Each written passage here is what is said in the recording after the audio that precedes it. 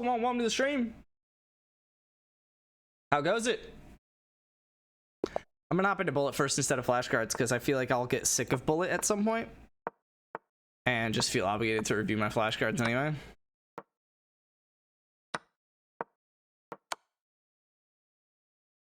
What?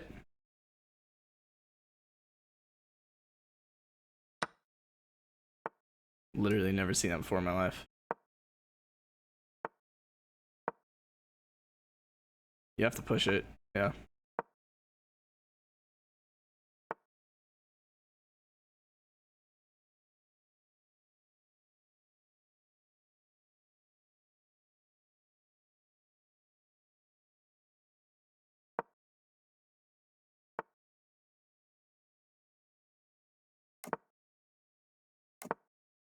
What?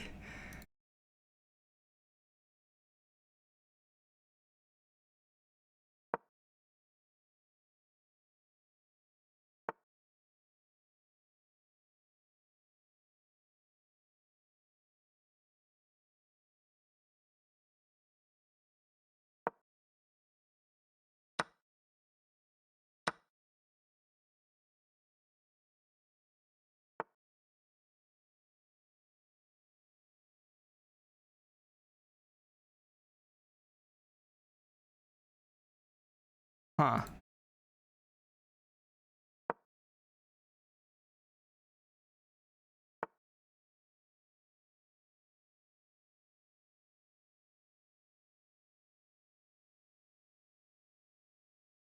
Huh.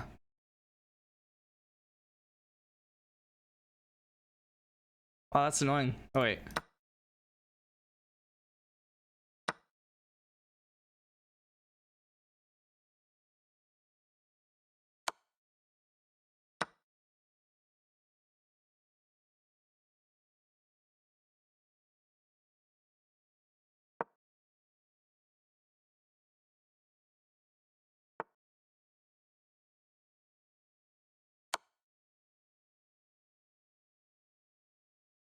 You can probably block. No, you can't.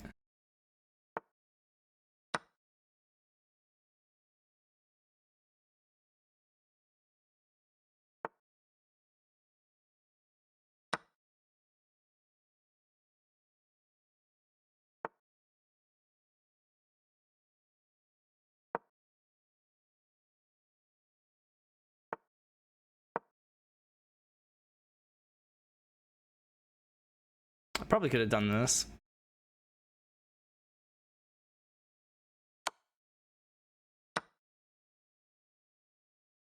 Yeah, I'm just winning.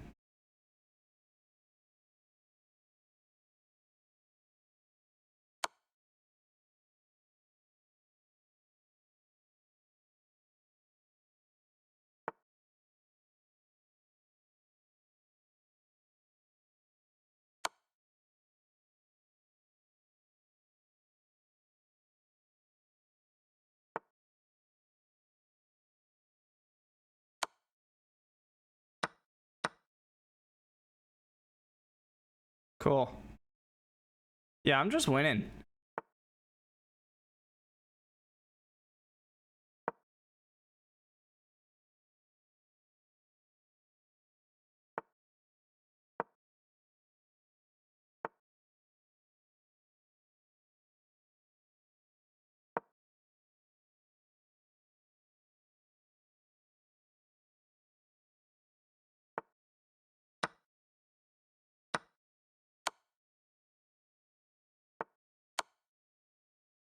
Oofs.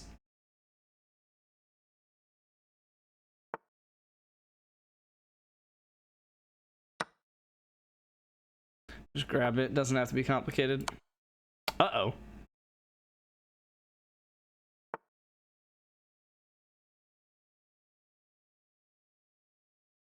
Fuck it. I think I still win. Yo, what?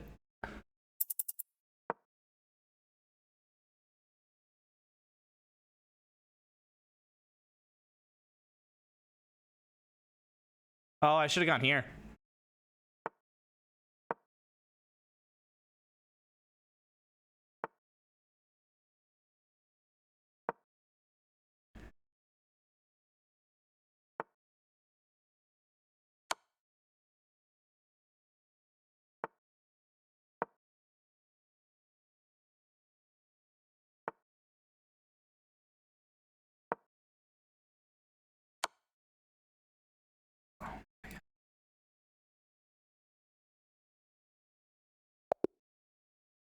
I can't believe I blundered that. That was the only thing he had, and I saw it. Just throw a pawn.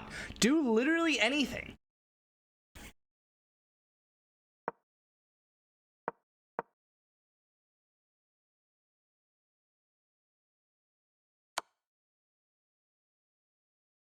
Sack the rook for the bishop. That's the best move. I like that. I like that I found that. In the same 7 seconds, I just... After the original 7 seconds. And then I could have thrown the h-pawn. Once I had the rook in that position, because then his bishop can't defend it. Am I really about to play someone doing the same shit? Oh, okay. No.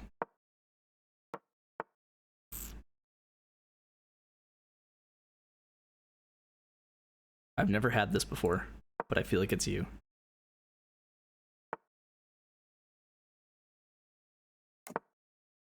Whatever.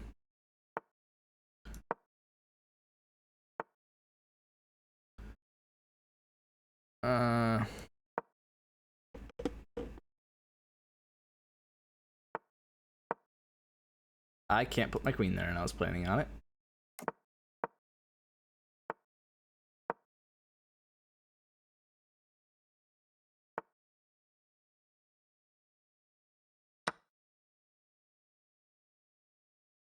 Oops.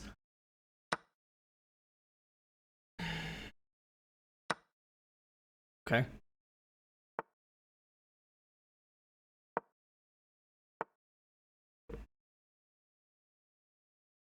Okay, I'm not like super winning, so I should probably be careful.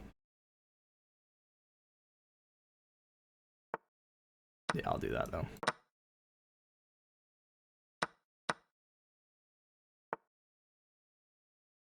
Fair.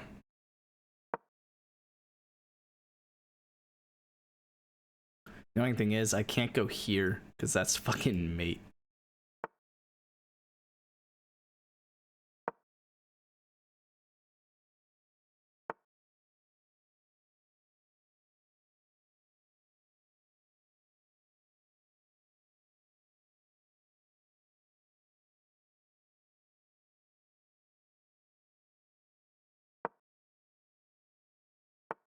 Yeah. But I'm okay with that.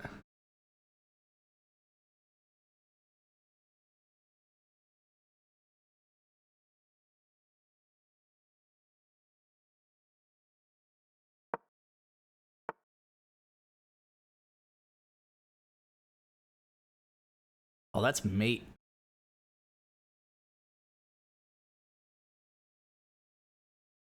Oh my god, that's like definitely mate.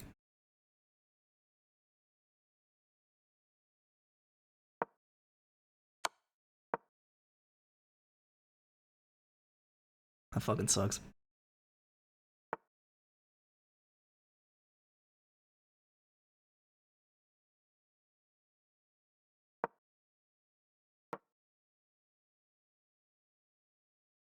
I think I got out of that though.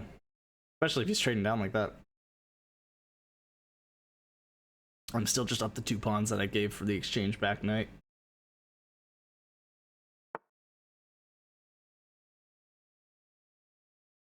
I mean, honestly.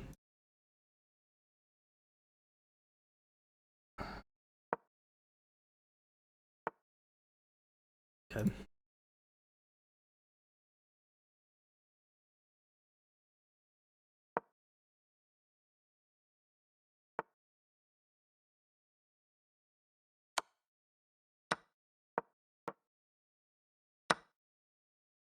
That's free, but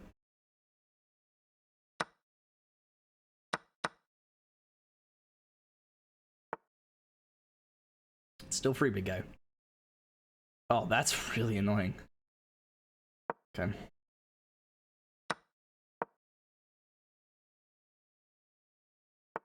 Yeah.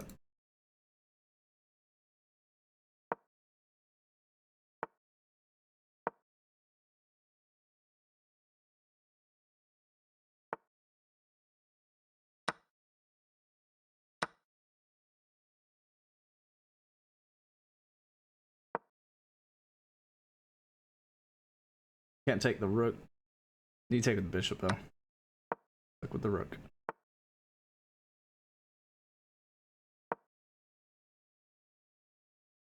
That sucks.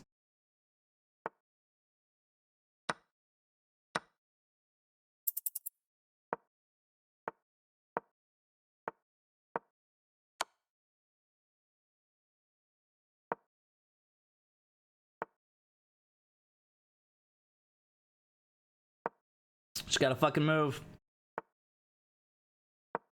I don't know what the fuck that does.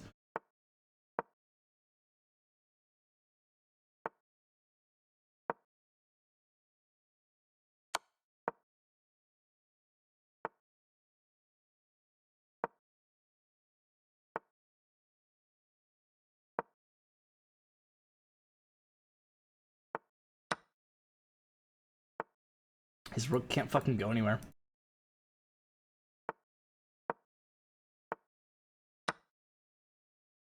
And now he's got no pawns left, and I'm just gonna walk over here. And you can't sack the rook for this pawn, even with the king.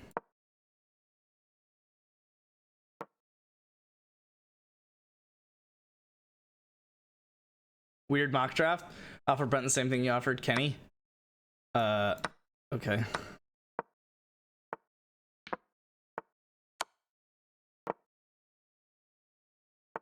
What are we doing?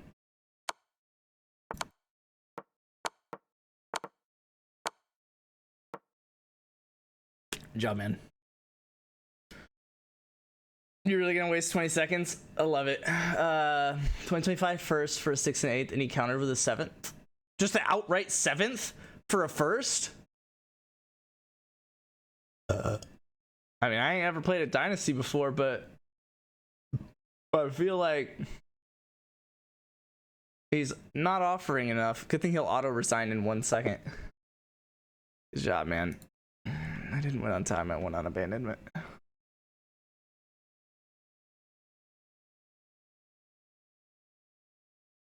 Oh my, what did I do? Eventually win a queen. Did he have some crazy sack?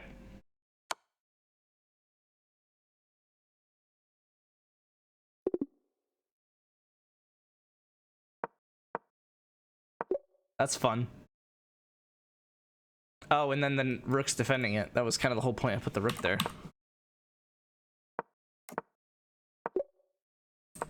Oh. Zoop. Up. Zoop. Ba-dink. That. And then I finally got it back.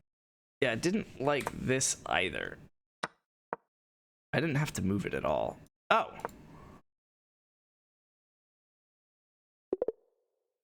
Fine. Gets the queens off, saves the knight. All pretty equal there. How you doing today, Wagner? Alright. Let's drop some bodies in a game of chess.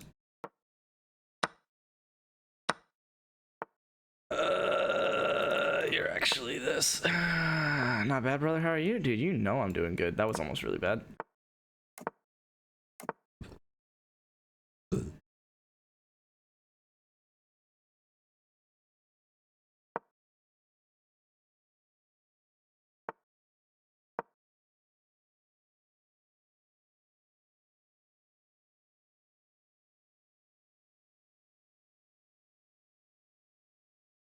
If he does this, I think I have a winning position. That's crazy. What the fuck?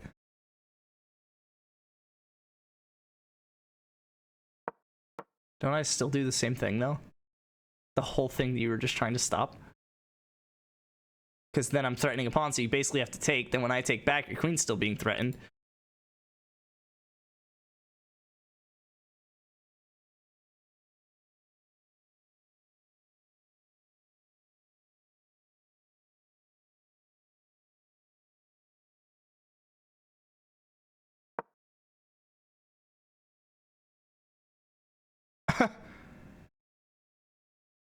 Same problem. Different story. He's gonna go here, and there's just no way that that's what needs to be happening.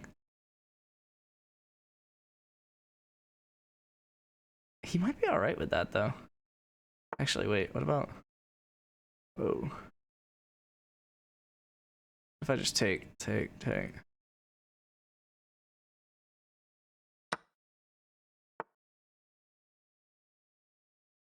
Okay. That's a mate threat. I don't know what he does about that. He goes here.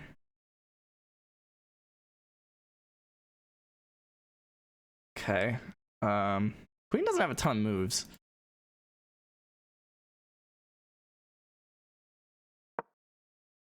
Probably could have just gone here. Because the rook's gonna come over and we have to move the queen off this anyway. That is a crazy move. Alright.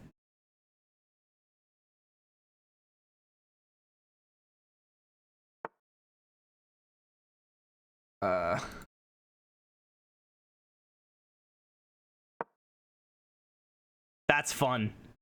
Like he has to go back. Oh no! Guess I'll go here. That is crazy though.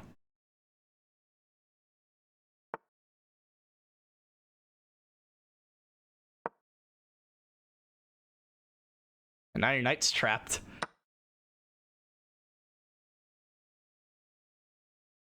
Knight's still trapped.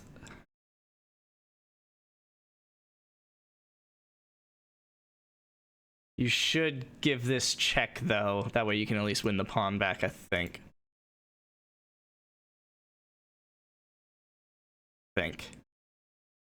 But I mean that's the game. Like we've just kind of forgotten about this D pawn that already has a rook behind it. That's just the game. Yeah. So we had the same idea.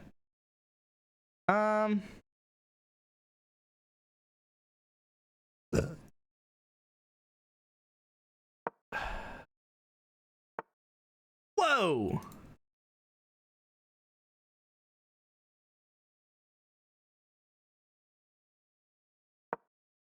Spent way too long on this.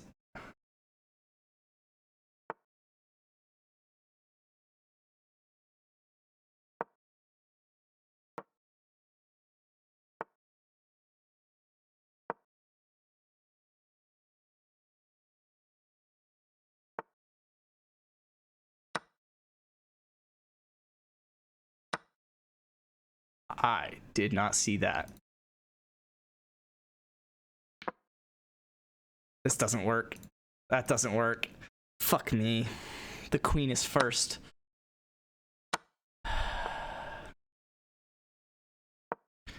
Alright, well, we're playing. That's just like almost mate.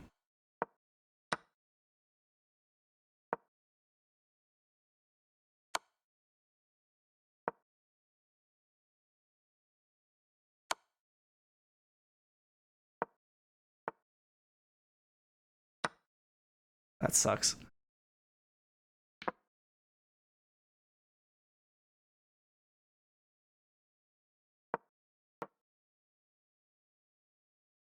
He's just gonna move the queen out. Okay, or that. It's also fair. Yeah. And there's nothing I can do about that.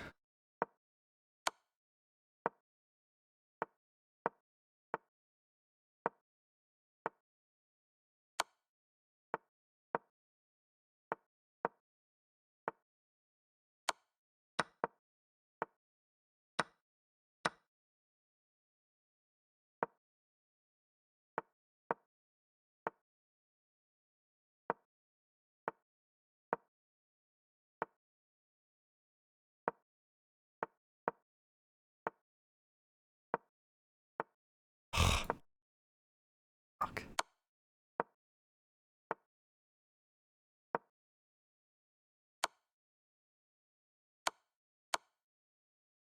That's a draw. Let's go. Let's go. I also explored trading up from 2-8 to 2-6 with Kenny, but he wanted a first round pick. Oh, instead of the 2-8, yeah. Yeah, I don't know what that was. That don't work, though. He had to like go here. That's assuming he wanted to give a check. Yeah, that was the start of me giving the game away. I should have done that for sure. Yeah.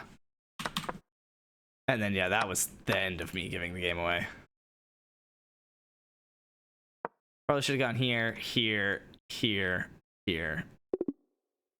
Is it pawn without defenders? Fuck you. Who gives a shit about this pawn? Like, is that really gonna lose me the game? I guess, yeah, I'm only up a pawn at this point because I fucking hung a bishop from mine. Okay, fair. He wanted 208 and Luke's. Oh, next year's first? Wow, holy shit. I mean, I guess it's actually not crazy. If we're calling that like a 4th round pick. You.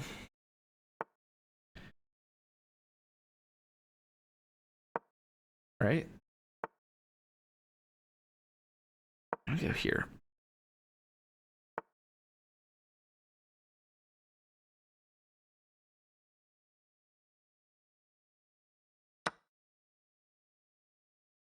I don't know. It looks like something I can do, so I'm gonna do it. What the? Whoa.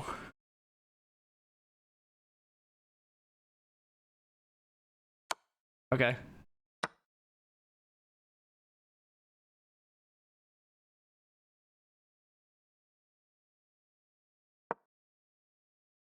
I probably should have castled.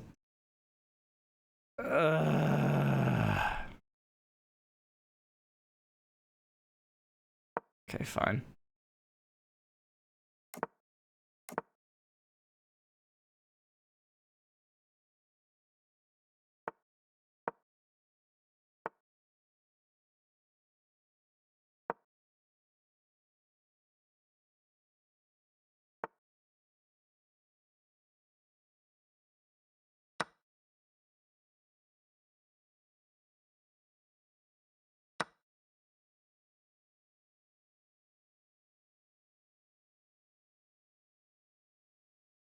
That's annoying.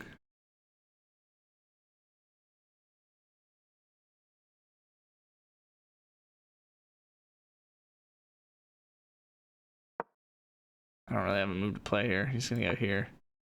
Oh.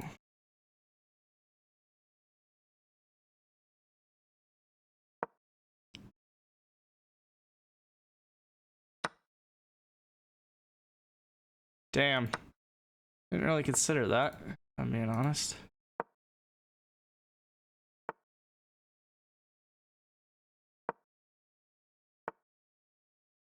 Well, fuck.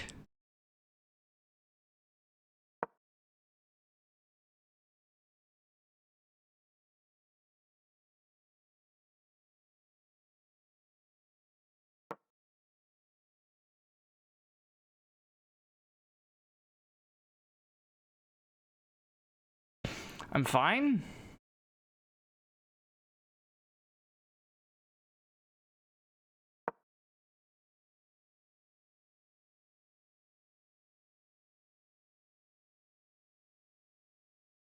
I don't think you even want to do this. Whoa. That's fun. I think I could just take that.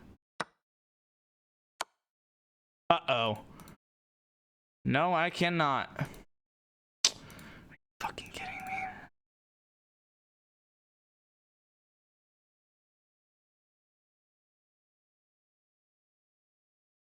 Good thing he saw that. It was all part of his plan. That's why he played it.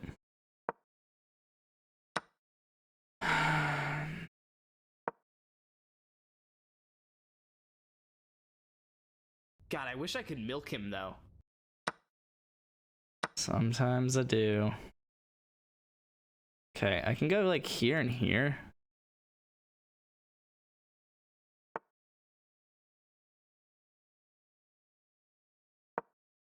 That's not a good spot. Not to brag, but I've never been closer to suicide.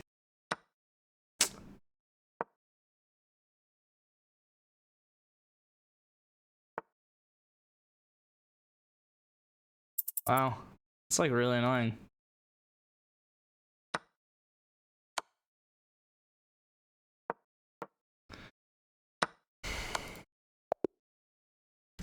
Sucks. Not doing good now, Wager. According to Brent's worth an 8th? No. There's literally 10 rookies this year that are above the 8th round. That's the case. I'm trading my entire draft to getting first, right? Yeah, return the trade. Return the trade. I'll give you a 7th, a good value for your first round pick. More than your 8th. I think I've played this person before. I've lost 3 times to this person.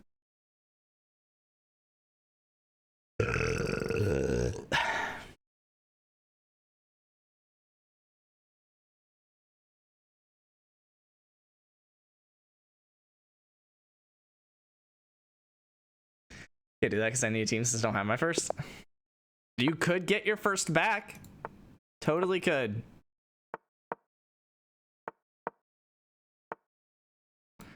You're supposed to. Oh no, you're supposed to go here.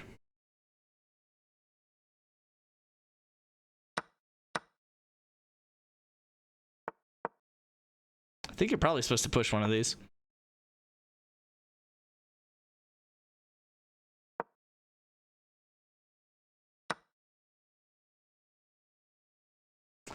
I don't know why I didn't see that.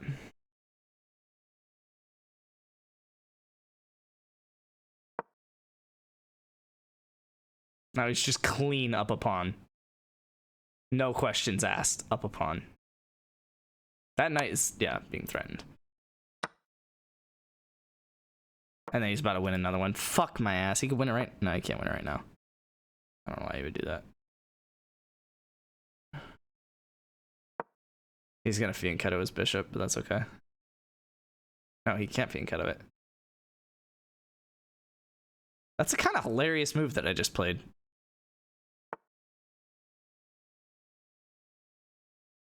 Oh my god, I can't castle.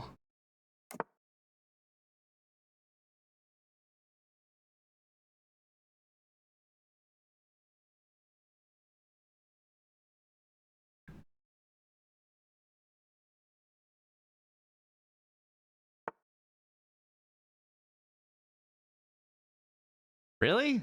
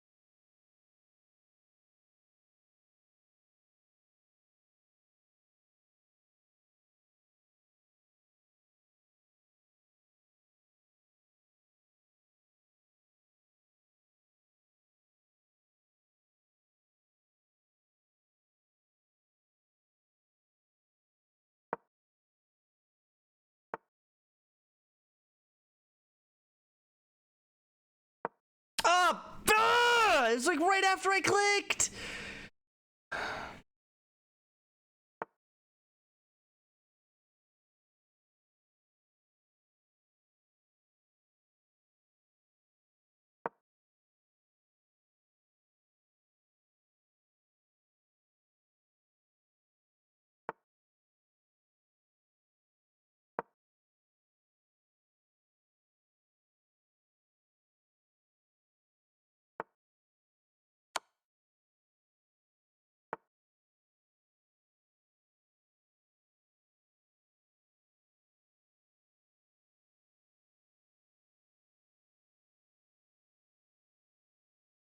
There is something here.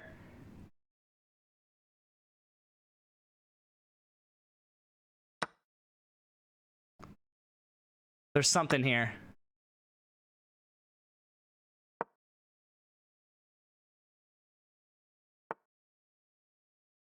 So I could win one piece back, but that doesn't really, or one pawn back.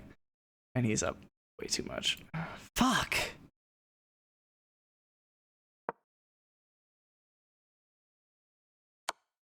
Oh, also that, I guess.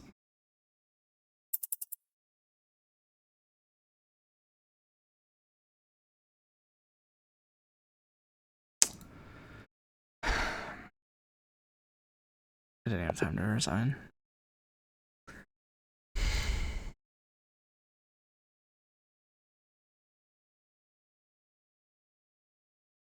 What was it? We know the move exists.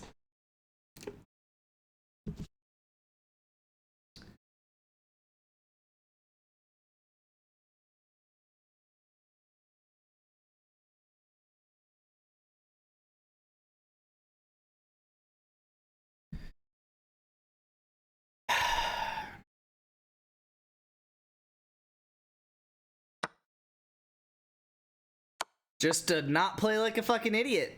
That was actually the move. I don't know if you guys knew that. It's a new way of playing chess. It's the hyper modern way of playing chess. Called not being a fucking idiot. Spent 28 seconds on a move. What's up, Just Five?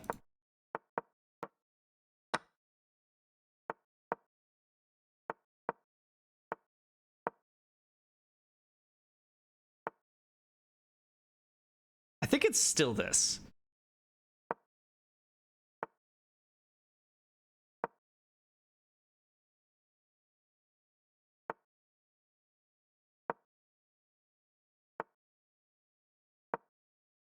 Are you winning, son? Aye, aye, Captain. I can't hear you.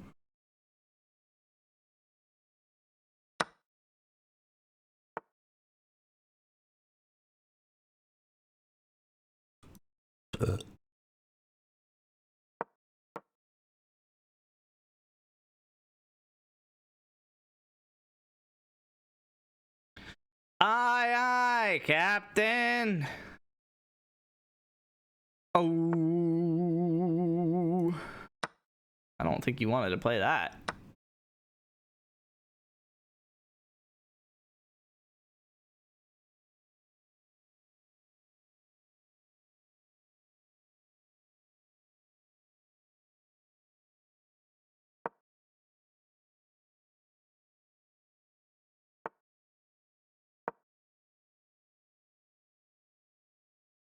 I don't think you stopped that. I think that is just a lost pawn. Playing chess for the night. I couldn't decide what to play. That makes that easy. That makes that easier. You can't even go here. If I get games like that, yeah, I'll be playing chess for the night. That was like 90 plus accuracy. Straight up. That was like 9 moves of book. Yeah. That was book, and I'm pretty sure that's book. Okay, that is not book. The board awareness. So yeah, 8 moves of book. A little mistake that he didn't capitalize, and then just 1 inaccuracy.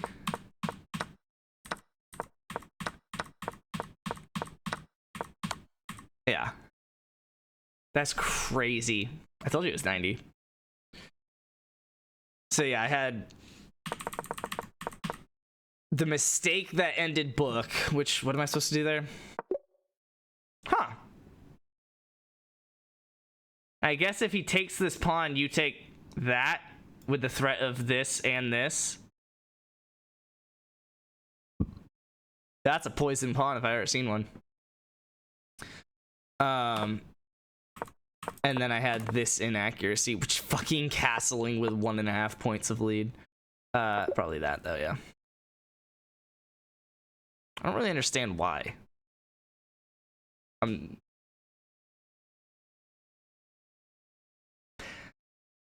I guess I take, he has to take unless he wants to lose the exchange, and then go here, and it's a fork. And all he could do is this to defend this. I guess that's fair.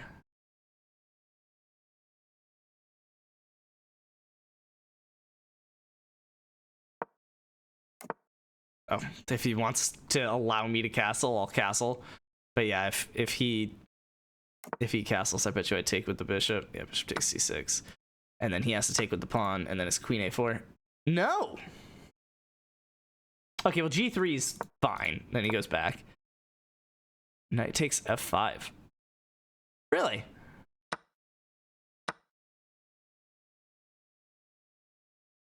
Okay. But at the end of the day, you basically have a 4-on-2. And so this queen side's gonna fall. Are you playing me? No, I mean, I played 90 accuracy in an opening that he was not prepared for me to play 90 accuracy on. He lost 13 for that game, which means he isn't even fully the rank that he is. Which doesn't mean that he's inherently worse than that rank. But it does probably mean he doesn't know as much book as me. Which is kind of my entire thing. That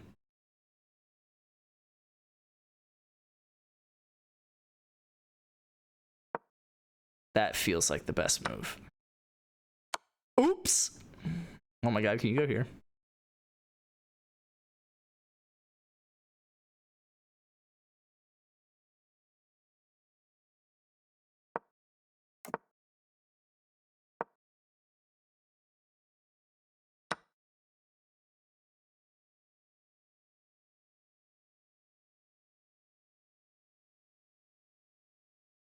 Oh, that's protected.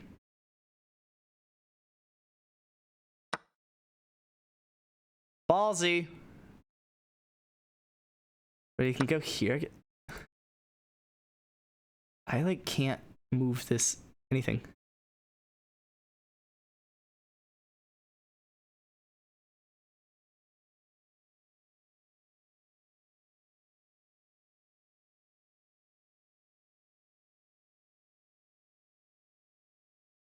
I'm gonna do this. He's gonna go here. Whoa. Nope. Don't fucking think so. And that's protected, so I can just castle. Sack the bishop. Fuck it. Doesn't work, but do it.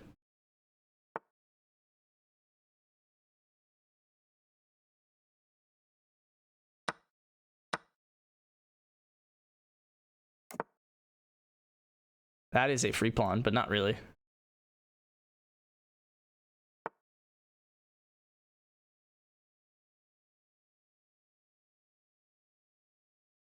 Just gonna throw it.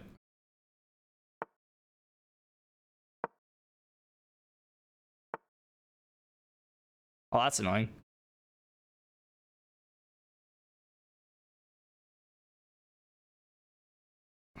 Well, I jolly fucked that up.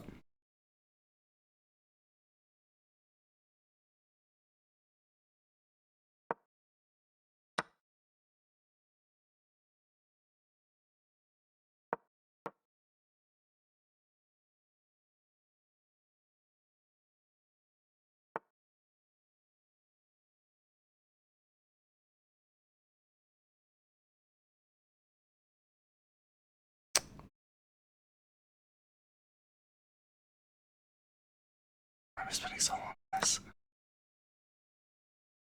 Just be aggressive. Who gives a shit?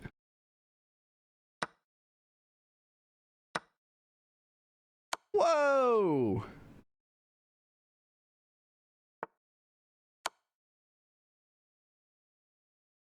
I can't play that.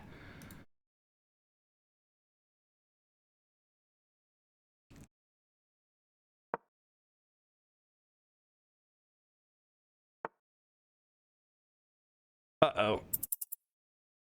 Okay, that's fine.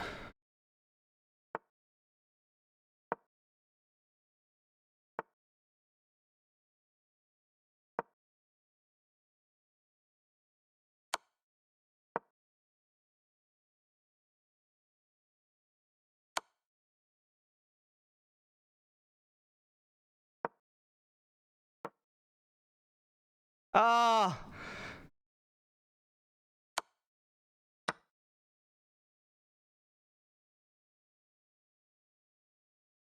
I'm fine.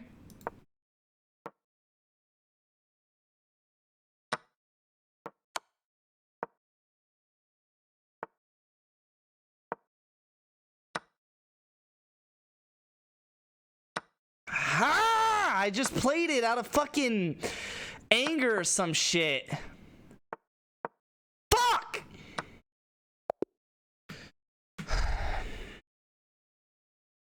Why did he have 50 seconds to my 4? All I've done is play Bullet for the last fucking month. Like, how do I not know how to play this shit? You have no skills and you're a loser!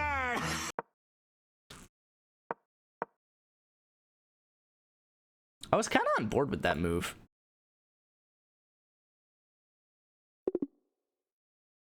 Opportunity to set up a blockade. Oh, and I win the pawn. Fuck. Yeah.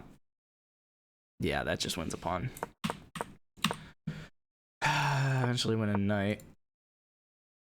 I can't afford that because I can go here after and it's not even a pin. Yeah, I had a feeling he shouldn't have done that. It was a draw, but with 2 seconds and also doing that.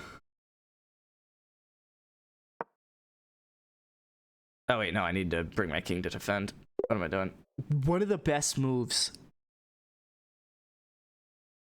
Never would have drawn that. Biggest thing I regret is not having my first round pick.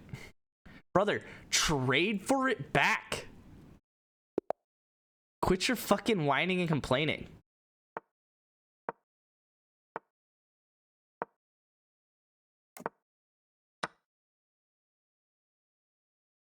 Oh, he knows the Berlin. I'll give you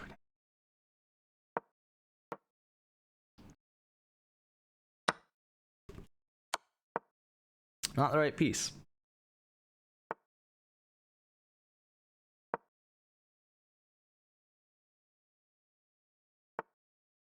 That is an insane move.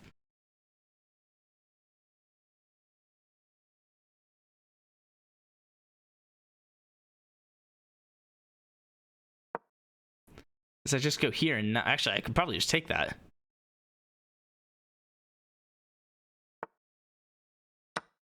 Gonna.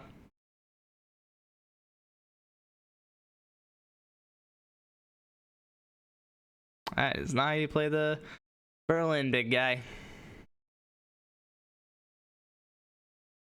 Now I could even go here in castle. I'm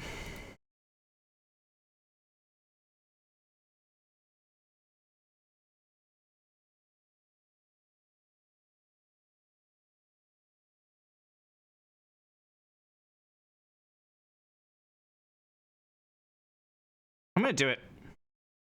I don't think it's the best move, but I like what it turns into. Oh my god. I was just expecting you to take that. Why did you not take that? Okay.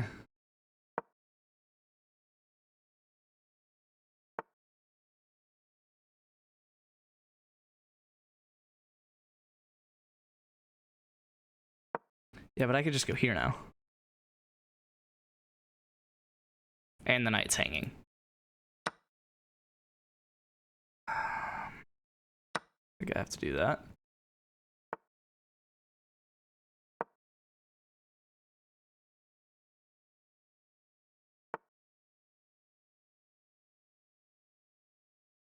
I don't think I have to react to that. I'm not going to.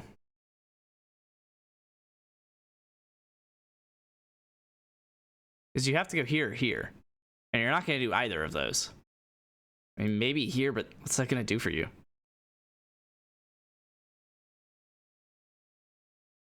I just go here, here, here.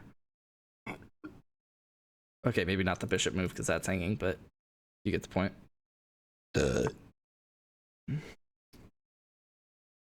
still doesn't do anything.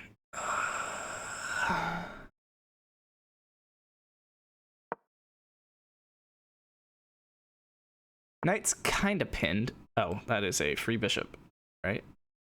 Yeah. Wasn't really worried about the pawn. Kind of interested in that bishop. That is on for you, Nat. And then I go here and your rook's like almost trapped. He has to go back here or here. But no, yeah, even if... Oh my god.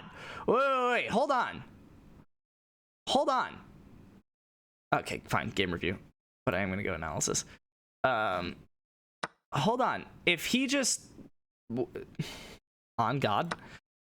Say he just, like, kills a move. I don't know, that seems pretty neutral. Is he trapped? Okay, no, he can go back here. Okay. I figured I'd be able to, like, kick or something, but I guess he could just go here because now he's on a new file. Okay. All right, well, I cooked his ass.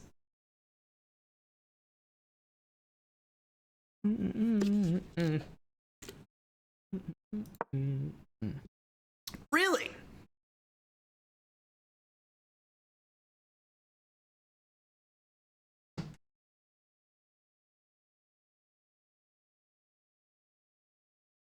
What a ridiculous move.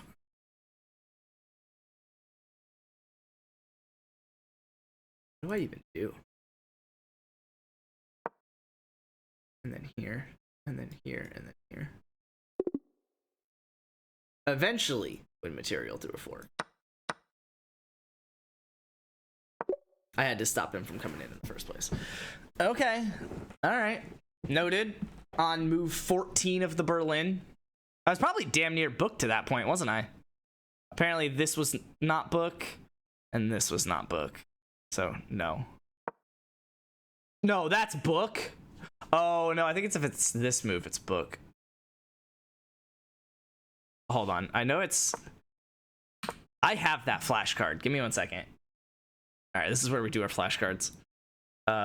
You guys can't even see. All right, well, I'll pull it up first. Fucking Berlin. E4, E5. All right, F3, knight C6. Goes out of this. Bishop B4, though. B5. Knight F6. And then he played castles. Takes. Rook. Jump back. He played rook. Did he exchange the bishop first? I think he did, right? Yeah, he exchanged the bishop first. Bishop takes, D takes, and then he played rook takes. I played bishop E7, and he played... Okay, so I have never actually seen that specific position before, but if he had played queen E2, yes, you move the knight out there. I just figured with queen E1 it would be the same thing. But it apparently is not. Probably bishop E6. Analysis. G4. Sorry, what? That's really that valuable? Okay, F6 I could see. Yeah, F6 seems stronger anyway. F6 feels pretty valid. And he just goes like here. And then do I just castle? No. Am I eventually gonna go long? Okay, now I go knight F5. Oh, I guess I'm attacking the rook. Okay. What about that? Then I go bishop G4. That's crazy. What if I do that? Yeah, then knight F5. Okay. I would have played that. He plays B3, which honestly I could see someone playing that. That's or the knight move. Knight C3. Both of those are like the only option. And then I castle, and then he probably does this. No, what? He like can't afford to do that. He has to play G takes.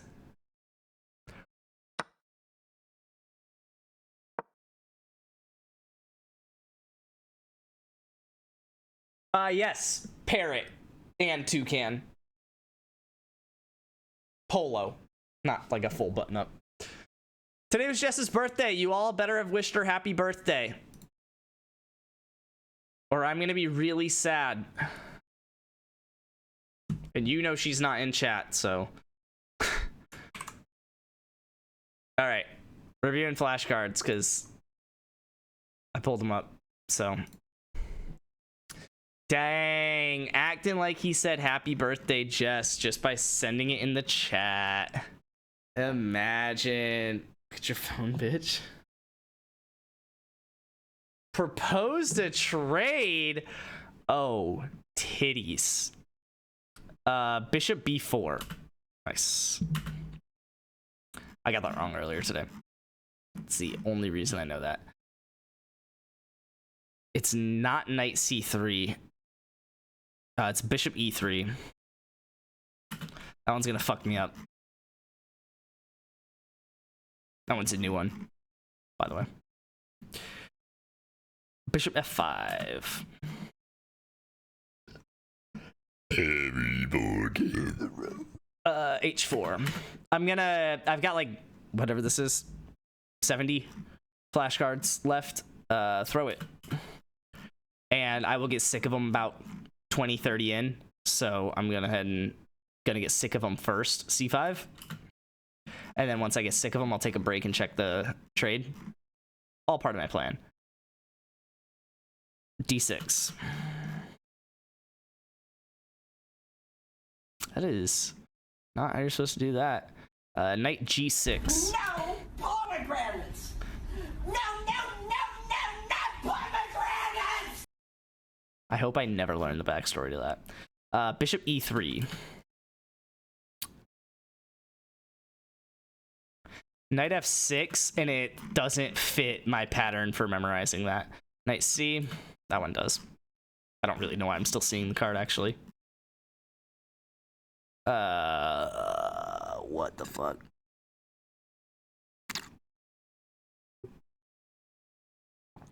Can you get away with G3? No.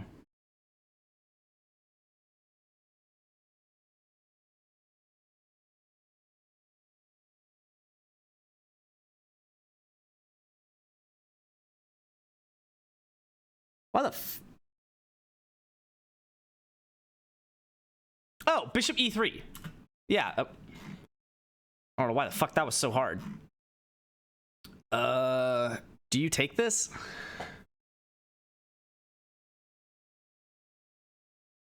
Yeah, take it.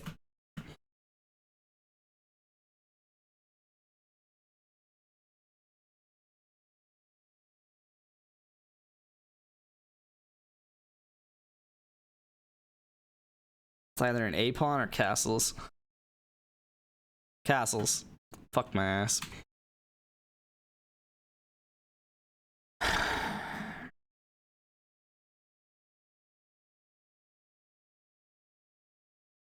Push. Okay. Knight C. Okay.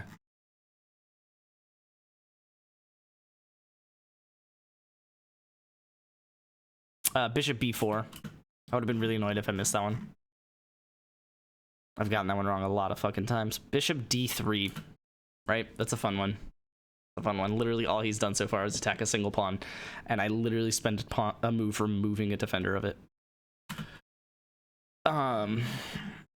Yeah, we all know how to do this. You're winning? Still winning. Still winning. What's up, Mr. Blunders? B takes. How's it going? Doing good. I have, I guess to explain this, because this is probably not what you'd expect out of a chess stream. I am trying to study openings with flashcards. And the way in which I've created them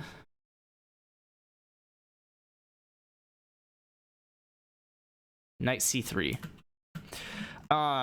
is by setting Stockfish to run for 5 minutes. Is this Knight C6? Setting Stockfish to run for 5 minutes and tell me what the best move is. And then the way it decides what cards to make is based off of games that I've played. Knight C3?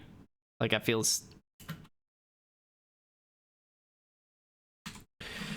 and yeah, it's just spaced repetition. So you just see the same cards over and over again until you learn them, and then I see the child. What's your elo?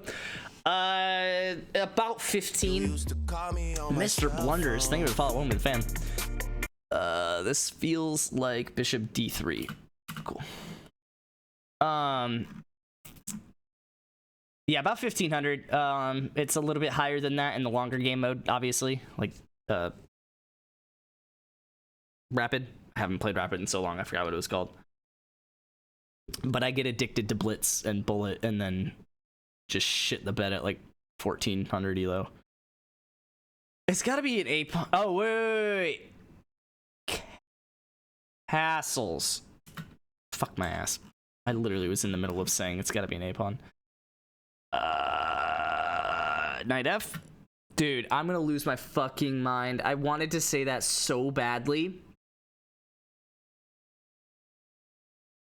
But I felt like that was an exception type card. What was... Oh, fuck. Okay, I don't have stream pulled up.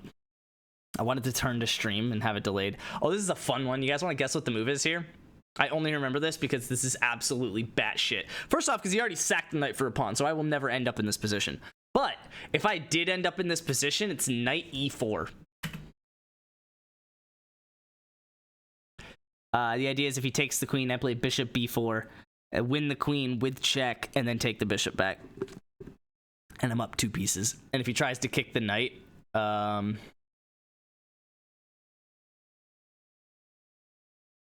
his king will be over. I just tried to right-click drag. His king will be where the queen currently is, and I'll fork him. So he can grab the bishop back, and I'll grab the rook. So it'll be 2 pieces and a rook for a bishop. Something like that. Up a bishop and a rook. Anyway, good. That's the other fun thing about doing these flashcards is that you get to see some crazy shit. D5 probably? Yeah. I don't think I would have played that, but I would play A5. The annoying thing though is that even having Stockfish think for 5 minutes, it doesn't necessarily come up with a definitive move every time. And then like a lot of moves are all kind of equal. So like I could probably say castles here, or I could probably say A6 or A5, and it's all probably the same.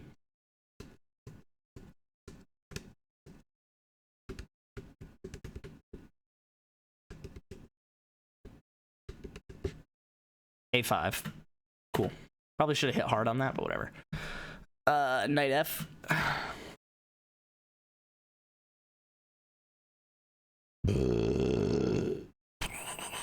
Knight D7. Yeah, I bet you didn't think it was gonna be that one, because why the fuck are you blocking your bishop like that? Who wants to lick my cheeks? I see I have some takers. There it is. It's some batshit like knight b5. Cool. See, that's the fun part about forcing myself to memorize these openings. Take the knight. Is it's not like guaranteed you'll win the game, like, because I'm not saying that I know 13 moves deep in every possible combination, but in the most common ones, I do know a lot of moves deep, and even in the uncommon ones, I know 1 move deeper than they're expecting. Now, that might not get me very far, right? Like, maybe I need to know 3 moves deeper than they're expecting to be able to fully get out of trouble. And I don't know that, so I'll fuck it up. But that's got to be bishop d3. I probably should have said that faster and moved on to the next card. So that's it. H4. Yeah. Feels like it really wanted to be played there. A6. Not my favorite brand of shoes, but F4. Cool. Every folk in the road. Knight F. That sucks. Turn every niche. Throw it. Okay, that was not the card I was reviewing. Throw it.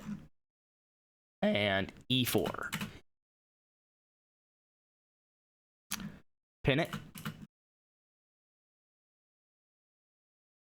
Push.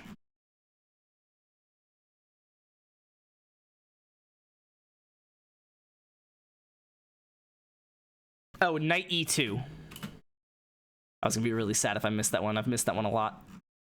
Because it is just kind of, like, it's not a weird position. It's just, like, there's a lot that you could play there, castles.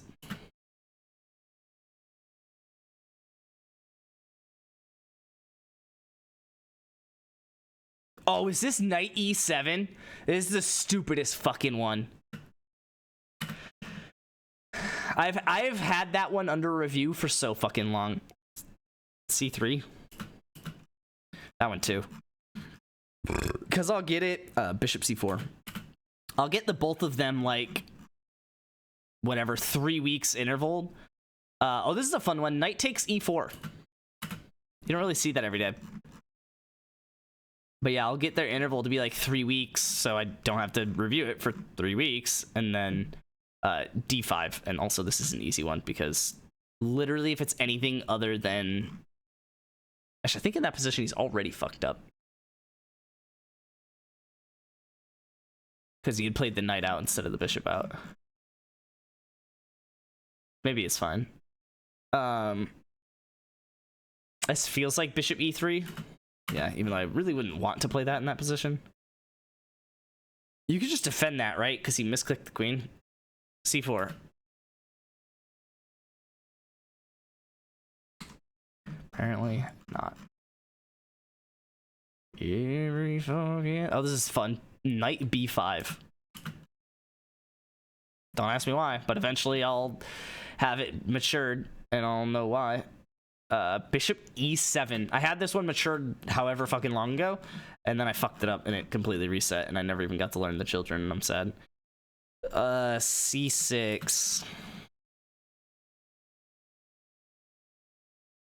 I was kind of expecting to be sick of these cards by now. Bishop d3. Cool.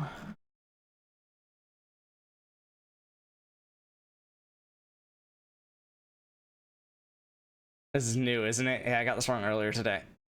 Bishop e3. I'm a little annoyed that that was a 3-day interval. Wait. No, because the hard had a day interval.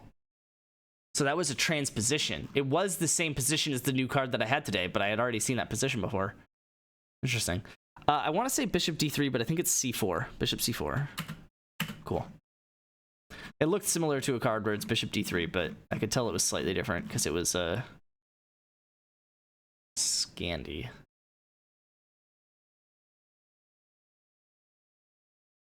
No. I don't remember what it was. It was not a Scandi, that's what it was. Anyway, knight c3. Okay. Felt like it couldn't have been wrong, but I wanted to go through the other possibilities there real quick. Feels like castles. Castles. Yay. You gotta be e5. Okay. It's not an easy one, though, because you don't see it often.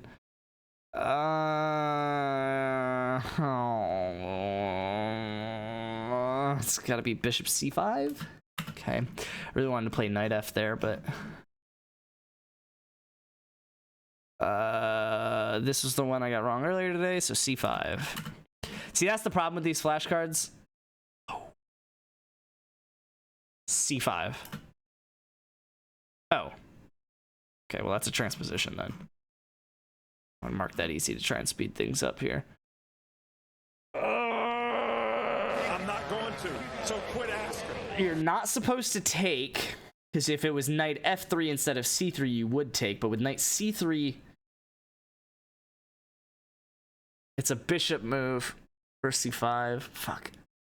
I don't remember. This is a leech. I've got this wrong so many times.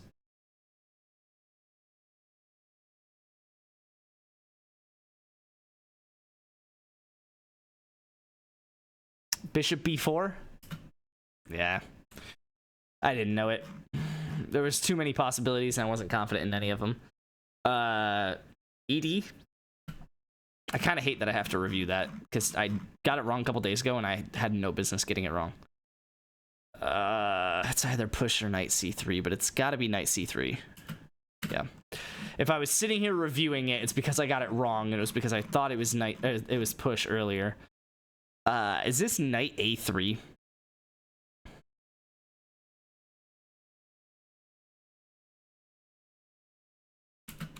Nope. I was wondering what I would do if you just took the pawn after playing knight a3, and that is because you're not supposed to play knight a3. Knight db5. One of the first times I've got a db, like a, yep, on a card.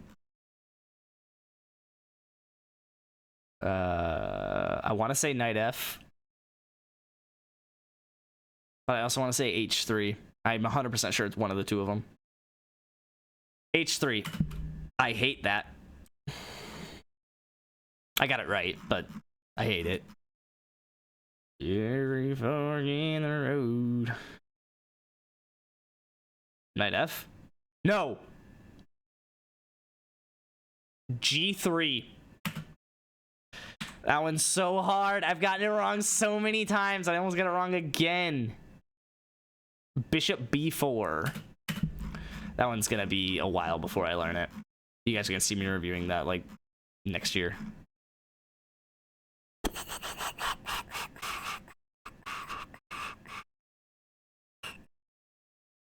Queen e7? Cool. I'm spending my time on these. And I like it. Queen d5? Cool. Hoping to play the bishop behind it a move or two later.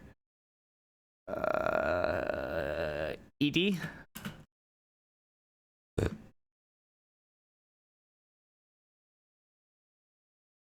Oh no, because the one I saw earlier today didn't have the... Wait, no. This is very close to the one that I saw earlier today, but it's different because knight c3 is played. F3. Cool. F6. That one I got wrong like 3 times yesterday. I kept saying bishop whatever.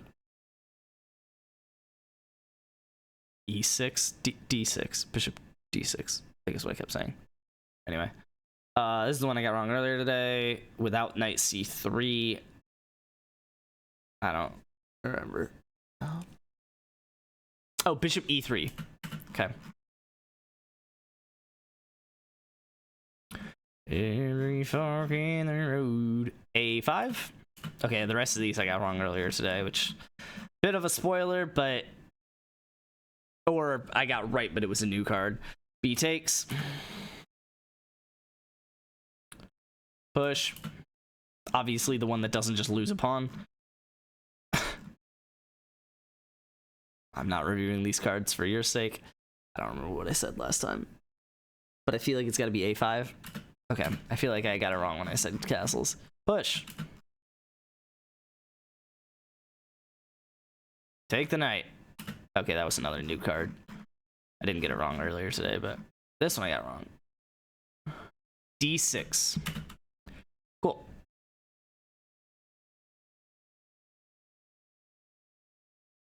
And I finally hear your smile. Alright, well, I only got 13 wrong today. Oh, fuck. 3 of them were mature cards, though. That's not good. That's not good at all. I only got 8 out of my 11 mature cards correct today. I am on a good streak, though. I am officially on...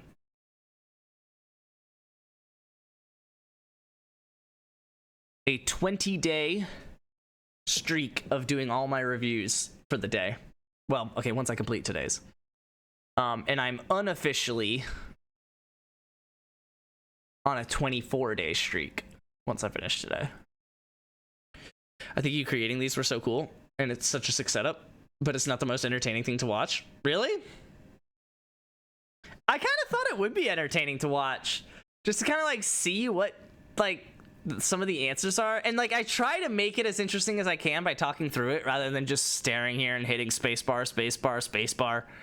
Right? Like I try and say like, oh, this is a fun one. Take a guess. Whatever. But yeah, obviously I can only do so much because at the end of the day I'm just reviewing flashcards. Maybe it's just me. Don't let me deter you from doing it. Oh no, I do not do this for stream. I do this because I need to review my flashcards before the day ends, and if I wait until after stream and I get any of them wrong, then I have to wait 15 minutes to review it, and even if I get it right after that, I have to wait another 30 minutes to review it after that. So I have to like do them either during or before stream, right? Like there are cards coming up that even once I like this next one, even if I get this right, I think I have 30 minutes before I see it again. Yeah, D4. Yeah, see, if I hit good, I get 30 minutes. I probably should, like...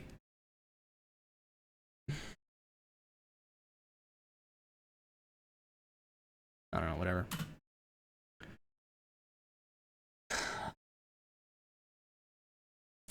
Yeah, it's pretty cool.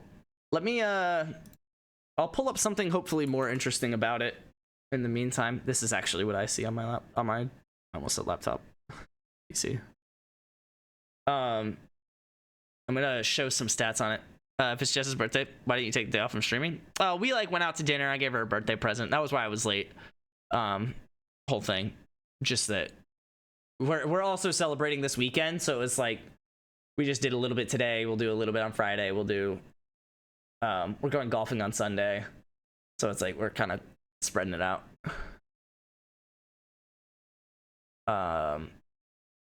Too easy.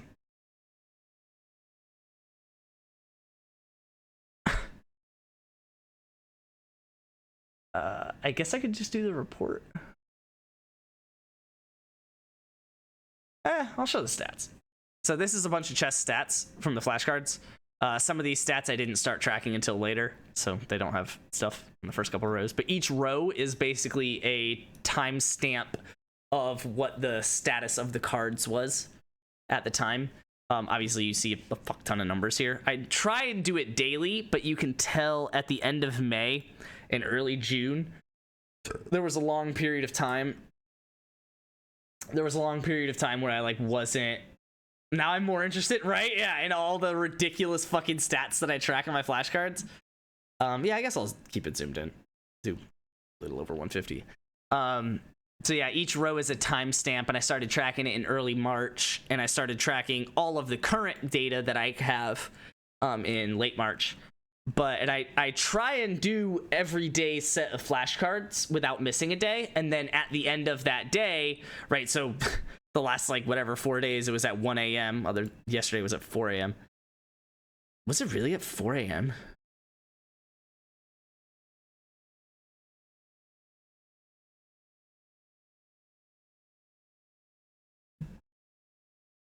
Oh, that was when it finished running the script. So I finished reviewing them at like whatever 1 or 2. So I can pin the first line, but the problem is when I update the file, like it's just a CSV. It's not an Excel document. But sure, I'll pin the first line.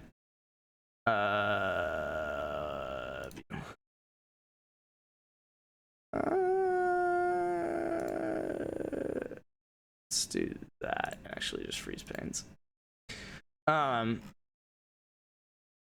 But yeah, so the reason yesterday's timestamp or this morning's timestamp says 4:30 a.m. is because when every day I finish reviewing my cards, I run basically an update script, and what that update script does is it looks through all of the games that I played like that day or whatever. That's why also all the columns are the same width, or else I would totally like. Some of them have long names, but I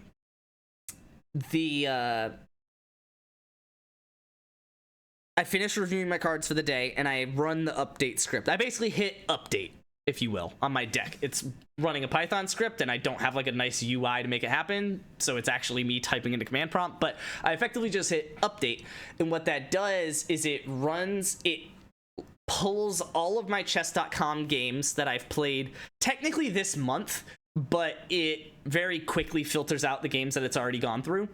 So effectively it pulls all of the new games that it hasn't looked at yet, and then it will step through every move of that game, white, black, white, black, white, black, until it sees a position that it has not yet made a card of, or it sees a position that is incorrect, if you will. So for example, it assumes that I'm going to play e4 with white every time, because e4 is the best move with white. So if I play something other than e4, it just says that's wrong, and I already have a card saying that I don't have a card saying I'm supposed to play e4, but in that specific position I have an exception because it's the first move. So like, okay, e4, e5, knight c3, knight f3. e4, e5, knight f3, right? That's what I'm supposed to play, knight f3, in response to e4, e5. So when it sees a game that I'm playing as white, if it sees that I played e4, it checks what my opponent played. And if it's something that it has seen before, it doesn't make the card, right? I've already seen e4, e5. It's already made the card that says that the answer is knight f3. It'd probably be better if I showed the cards on screen, but it'd be a while to find them, so I'm not going to worry about it. It actually wouldn't be that long. Yeah, so e4... Sortfield. Yeah. Sure. Okay, so here's the card. So the card e4, e5, the answer is knight f3. So when it steps every e4, e5 game that I play, it looks at that position, e4, e5, and says, oh, I've seen this before, I have a card for it, I don't need to do anything about it, and it moves on to the next move. So assuming that I played knight f3, it will look at the next move. If I don't play knight f3, say I play like d5 or some shit, I play something incorrect, it will... Well, it'll check and see if there is a card for it. There already is, so it'll skip out of that game. Because there's no sense in looking at the move after whatever happens, because it'll assume I play the best move. Assume I play the move I'm supposed to play. I will never reach a position that starts e4, e5, d4, because I'm not supposed to play that. So there's no sense looking any deeper in that game. So once it sees that I play incorrectly, it tries to add a card. But if the card's already there, it just ends the game. And it goes to the next game. And then maybe on the next game, I really do play e4, e5, knight f3. And then it says, okay, what did his opponent play? His opponent played... this is with black. Oh, come on. Why is this so hard? Like, every fucking game I play is e4, e5. Oh, because it's 2 depth, 3 depth. Here we go. So e4, e5, knight f3, and what does my opponent play? Oh, okay, my opponent played knight c3 or c6. So in that position, what's the best? It'll say, technically, first what it says is, have I seen this position before? And if it has, it will check if I played it correctly in the current game. And if it has, it'll go another move deeper. If it's seen the card before and I played it incorrectly, so okay, if it's seen the card, I played it correctly, it goes deeper, right? Because that's like the easy moves, right? If it sees a card and I played it incorrectly, it kills the game, moves on to the next one because there's no sense looking deeper. And if it hasn't seen the card, it creates it. How long till you make this into an app? The biggest problem right now is that I've built it on a different app. Like, this is built on Anki, effectively. Like, it uses all of Anki's flashcards, Anki's, like, I mean, doesn't technically use Anki's user interface, but what's the word I'm looking for? Anki's...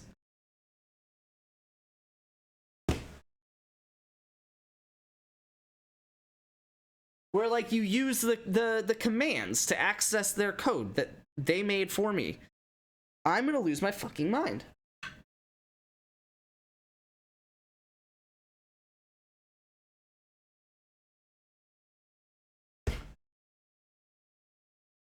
Someone's gonna... Actually, no one's gonna say it because you don't know what it is and there's no one else watching, but if someone said it, I would know exactly what I'm trying to say right now.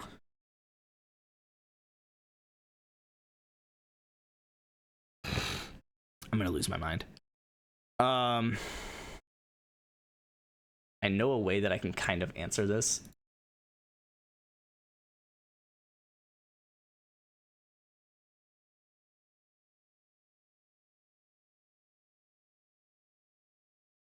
Probably shouldn't show that on stream.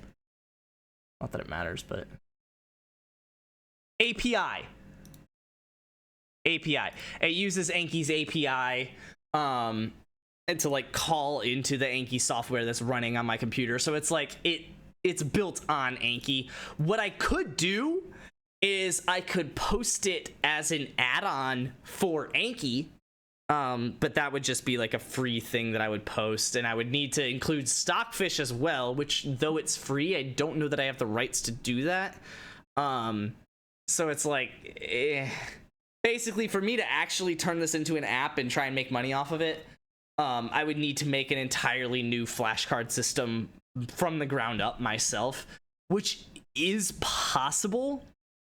But that's not what I'm trying to do right now. Maybe like a couple years down the road, and like maybe I've added a ton of features to this. It's not, I don't just use it for chess flashcards, or maybe I use it really good on chess flashcards or whatever it might be.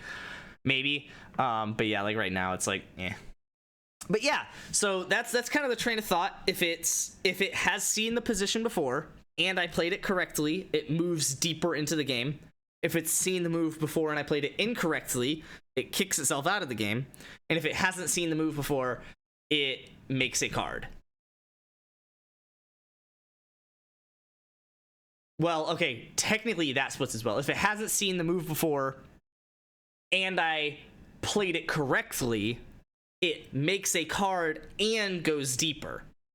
But if it hasn't seen it before and I played it incorrectly, it just makes that card and ends the game. And moves on to the next one. So it's really, it's elaborate, and it works actually. And I purposely have it so that if it sees a transposition, so for example in this case e4 e5 knight f3 knight c6,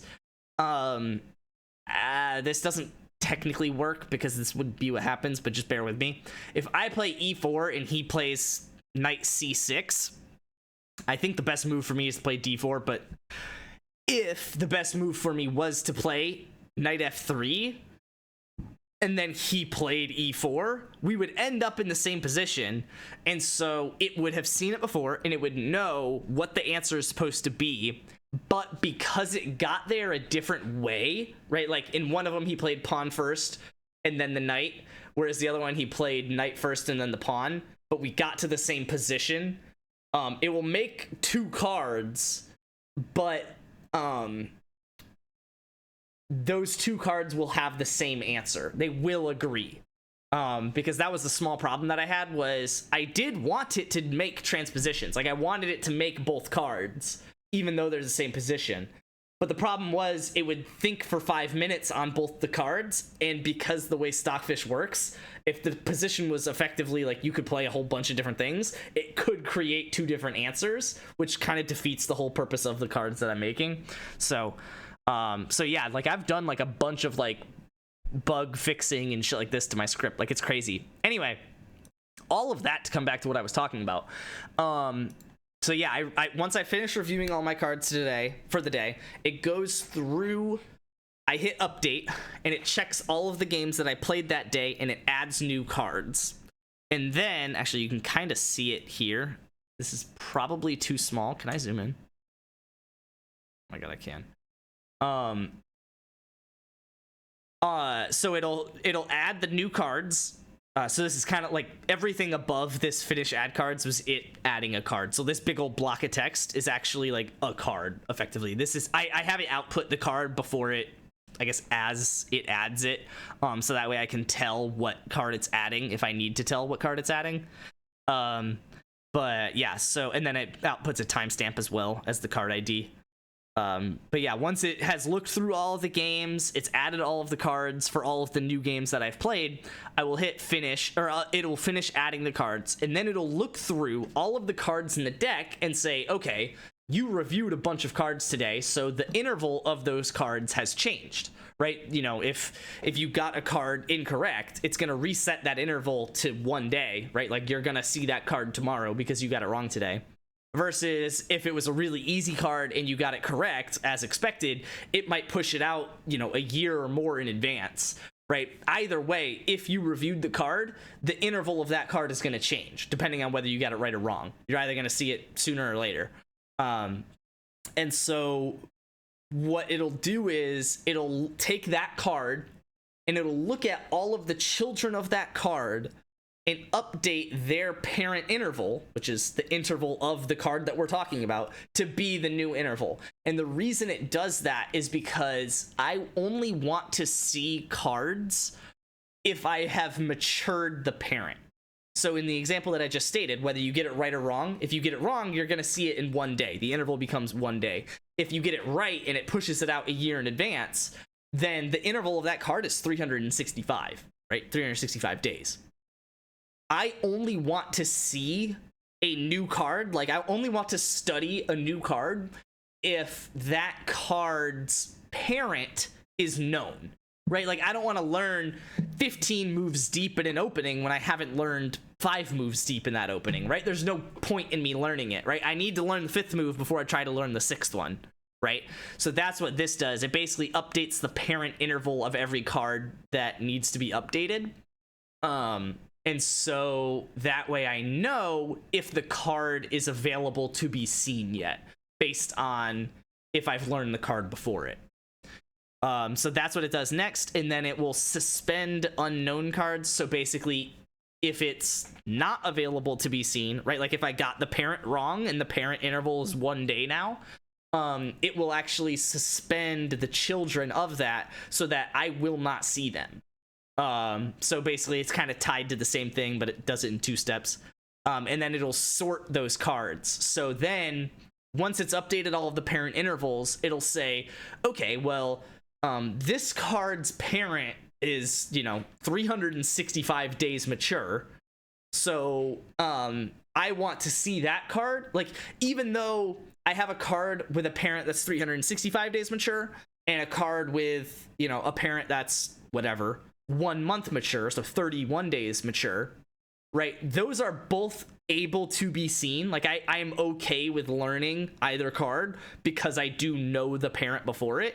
I want to learn the one that's parent is a year mature, right? Because I really know that parent, so I might as well start learning the child. So what it'll do is it'll sort all of the children based on the parent interval. So it'll sort the 365 and then whatever, the one whose parent's 100 days, and then the one whose parent is 31 days, right? So on and so forth. And so that when I see a new card, it's always going to pull from the one whose parent is most mature. From the one whose card before it I know the best. So that's what the sort new cards is. And then after all of that, it exports the chess stats to this file. Oops. There we go. That I think is the right size. That feels right.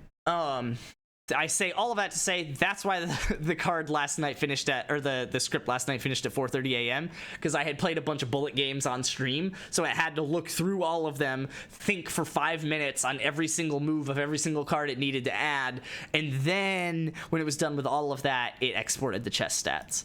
And so, for example, when we look at yesterday's stats, I don't know if I can. Oh, I can zoom in on this. I assume you guys can see that. You can scroll all the way down and you can see all the cards that I've added. So this was actually me fixing a bug with the transpositions. So there was a bunch of new cards that it needed to add based on different transpositions that it hadn't added yet. But in general, like the most cards I'm gonna like in this one was because another one. I think I just played a lot of bullet games that day. But yeah, so I added 20 cards yesterday. So it thought for 5 minutes, 20 different times. So, I mean, whatever that is, over an hour. Right, because 12 isn't... Yeah, so it thought for almost 2 hours just creating new cards. So yeah, I probably finished at like whatever. I guess 245. I really didn't think it was 245. But I guess I got off at like 145. Yeah, and I had gotten a card wrong, so I had to review it at I reviewed it at that point and got it wrong. So I had to review it again at like 215. And then I got it right, and I had to review it again at like 245 and got it right and ran the script. So I guess that makes sense. But yeah, so this is why I was so annoyed that today my correct answers on mature cards was only 8 out of 11. Because, you know, the cards. So basically, I saw 11 cards today that I should know, right? Like, that I've gotten right plenty of times before, so many times before that they are considered mature cards, right? I saw 11 of those type cards today, but I only got 8 of them correct, which means I didn't actually know 3 of them. So that's why I was so annoyed, because in theory you want to get all of your mature cards correct, right? Like, I mean, in theory you want to get everything correct, but like if you're still learning the card, it's fine. So that's where this comes in. So like, for example, when I'm learning a new card, I obviously have like not as good accuracy as like mature, right? Like, so when I'm learning a new card, it's not that great, but it's actually worse when it's young. And that's because when I'm learning a new card, there's a chance that I'm learning a card that will quickly turn into a mature one, right? So I guess here I'm seeing cards that could be anything, but here I'm seeing cards typically that I get wrong. Like, that's why they are young cards. So it's like, so that's why this is the lowest percentage. Whereas the mature cards, it's like, they're mature, right? You're seeing the E4, E5, the really easy ones. So, in theory, you should get these right the most often. The problem is, recently I have not been doing that. And I don't fully know why. Like, I'm like, the learning being really high, I feel like I can explain. Like, I'm not going to right now because it's not important, but I feel like internally I could explain that, especially in comparison to mature. Like, okay, like I had basically taken a break. Like I had said, I wasn't reviewing all of my cards every day at the end of May. So for the past month, you know, if the mature card, if I'm doing worse on the mature cards, that kind of makes sense because I wasn't reviewing them when I should have been, and I'm adding, you know, more distance to them, having not seen them for longer, that it's like, okay, it kind of makes sense if I get them wrong more often. But the fact that the young is higher than it, and then the learning is higher than both, like, I don't know. So this has been bothering me lately. That's why I was so annoyed that I got whatever 70 something percent, yeah, only 72% of my mature cards correct today. So I'm basically pulling this number further down. It's kind of annoying, but whatever. This will give an hourly breakdown. I don't really use this very much, but it kind of shows your accuracy by hour of the day, as well as your frequency, so how many times you review cards by hour of the day. Apparently my best hour is 7 to 8 a.m., which I guess kind of makes sense, probably right when you wake up. But my worst hour is 9 to 10 a.m., which I could very quickly say, oh, it makes sense, it's right when you wake up. So yeah, I don't know. I guess, how does it look in the last month? Okay, so 9 to 10 a.m. has been really bad in the last month. Interesting. And then, yeah, right before bed, I can understand why that would be really bad. Except not the last one. I feel like this one's odd because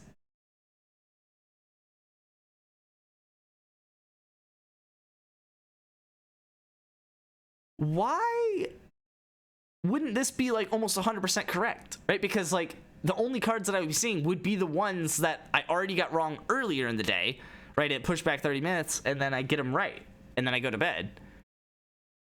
I don't know. Interesting. But that's this chart. Card retrievability. I don't fully understand or even trust this. Apparently this is my ability of recalling a given card today. Guess it makes sense. Kind of. Not really.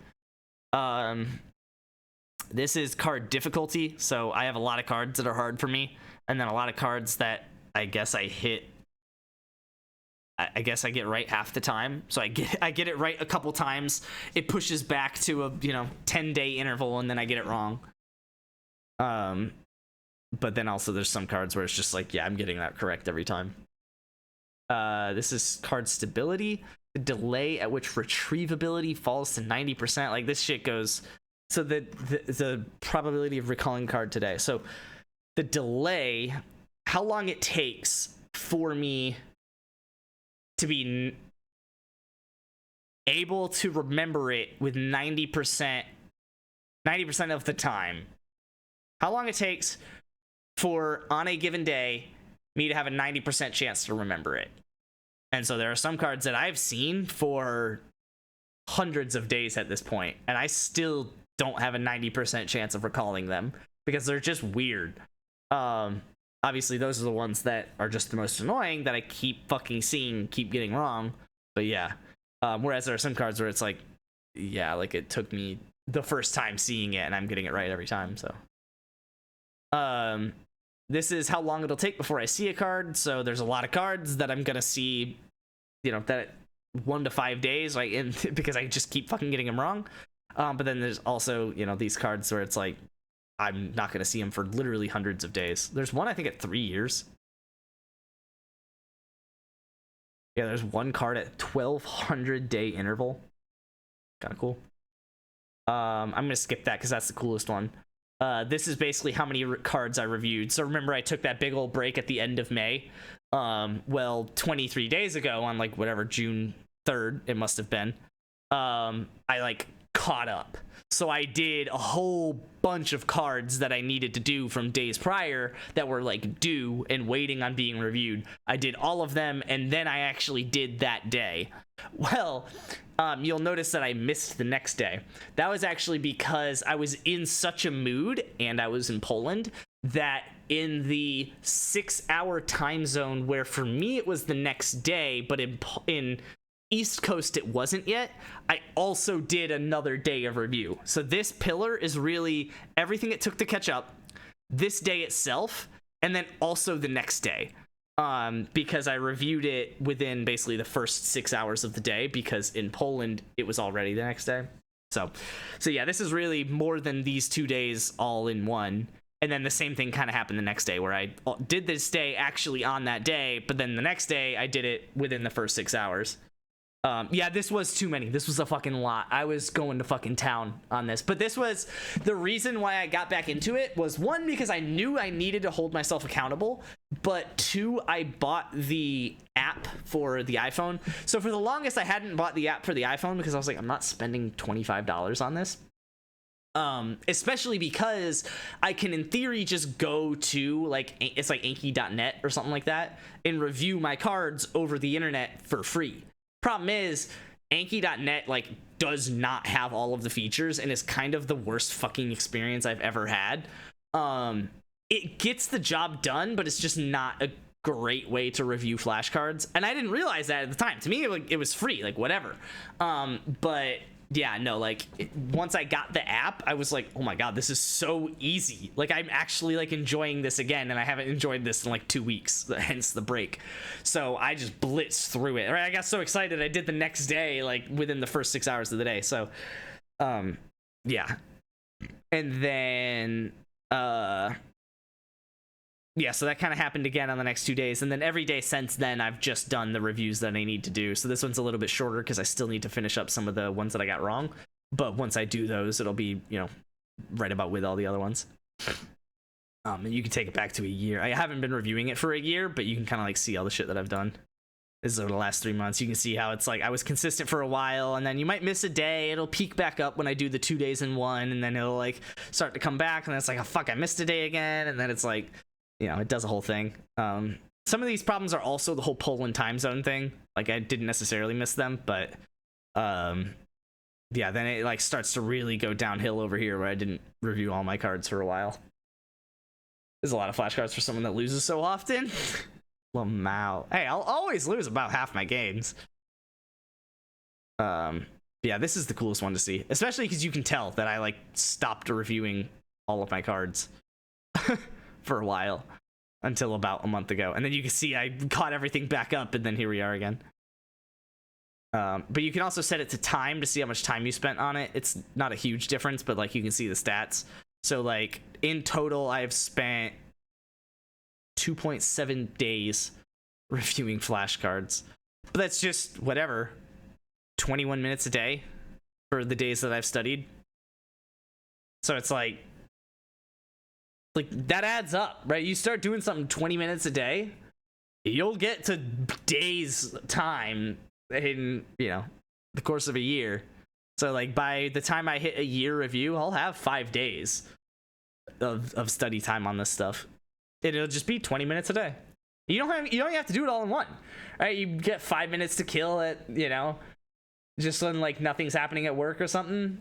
Just walk through a couple cards and it's like, oh shit, something came up. Okay, just put it away.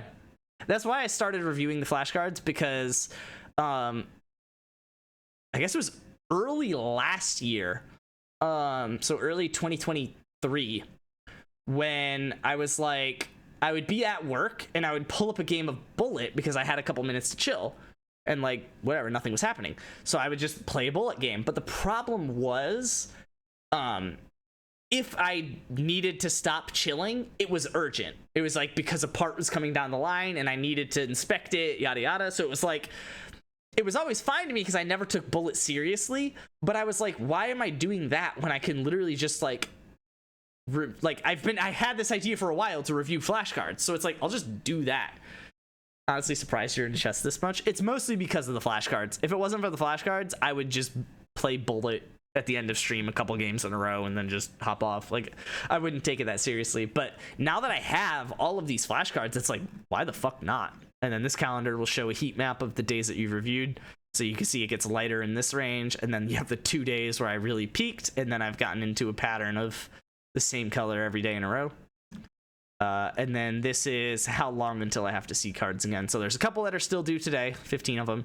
And then there's only 80 due tomorrow, but it'll really be like 95, I think, once these are all pushed till tomorrow. And then the next day has 88. And it's like, it goes down in theory. Like, if I got every card correct from here until the end of time, like, I would actually see less and less cards every day until a plateau at some point, because the new cards that I'm seeing, I can only push them out so far so fast. So I would eventually hit a plateau, but it would be at like no cards because I'm getting everything correct. It's just pushing it to infinity. But yeah, I mean, like, you can see, like, over the course of time, it's like, I mean, there are cards literally that I won't see for 1,200 days. Pretty cool. And then this is like a little summary of what happened today. But this is the coolest one. Oh wait, 1 month without time. This is the coolest one because this will show the distribution of the cards in the deck. So right now there's 15 of them that are still being like learned, right? They're either in the process of being learned for the first time, or I got them wrong and I'm relearning them. And then there are 465 cards that I have seen and am learning, but there's 967 cards that I just have mature. Like, there's 967 cards that I am supposed to know confidently.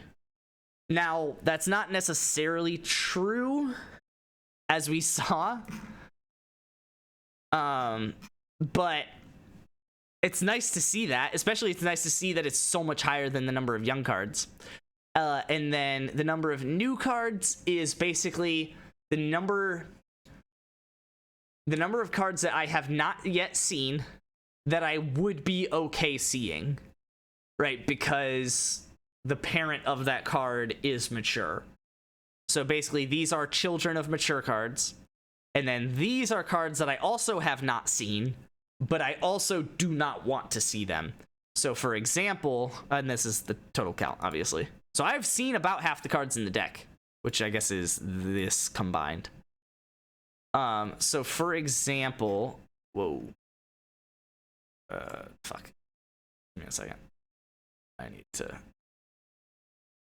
I'm gonna internally freak out if I don't get this back to the zoom level that it was. That was not the zoom level that it was. Was that it?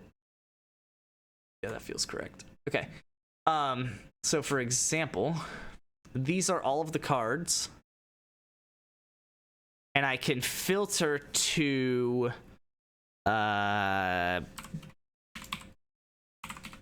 cards that are new. So these are cards that I have not yet seen. You can see there's 1,483 of them. I guess I could zoom in. No, I actually can't zoom in. Sorry. So there's 1,483 cards that I have not yet seen. But I could search for cards that are not suspended. So these are cards that I haven't seen, but I am okay with seeing. And here's the 372 of them. I just tried click and drag to highlight that number, but there's 372 of them. And then they're sorted. Not by that. They are sorted. Here we go. Such that, actually kind of prefer it the other way. Such that the cards that I'll see first, so this says new number 6, new number 7, new number 8. The cards that are at the top here are the ones that I will see first. So I'll probably see this card tomorrow. It might change when I run the script and updates the parent interval and updates which cards I should see first. But there's a good chance that I'll see this card tomorrow. Which is some variant, of double trading the Scotch. And then he brings the queen to the center. I defend with the knight, and then he pushes d6. And apparently I'm just supposed to throw the bishop out, which I would guess. But the reason I'm supposed to see this card next is because the parent before it, which is to know to play knight c3 when the queen comes out to e7. I have learned that card. Like, I have really well learned that card, so much so that the interval of it is 125. I won't see the parent of this card, which I guess is the card that I'm supposed to answer with knight c3. I won't see that card until, what is that, 4 months? 4 months from the last time that I saw it. So, like, that's, like, a very mature card. So it's going to be a while before I see it. But yeah, it's really cool. And then you can like this is like a whole like database of like all of my cards. So for example, I can look at, so this sort field is the depth of the card. So these are all of the deepest cards that I have, which is why they're all yellow, because they're all suspended, because I haven't learned the parent of them yet. But for example, this is a card that I wish I could zoom in. Okay, I can zoom the side in. I am going to do that so that you guys can see. I feel like, yeah, you can see that. So this is a card that I have played 14 moves perfectly correct of. So it was e4, e5, and then he played knight f3, I played knight c6. He played the bishop out, I played the bishop out. So this is a variant of the Italian. He castled, I played the knight out. He let me take the pawn, so I did take it. And he threw the center pawn. So this was actually, okay, so playing this pawn move where I throw my center pawn, that was actually the end of my book at the time that I played it. I did know that move, d5, but I didn't technically know anything after it.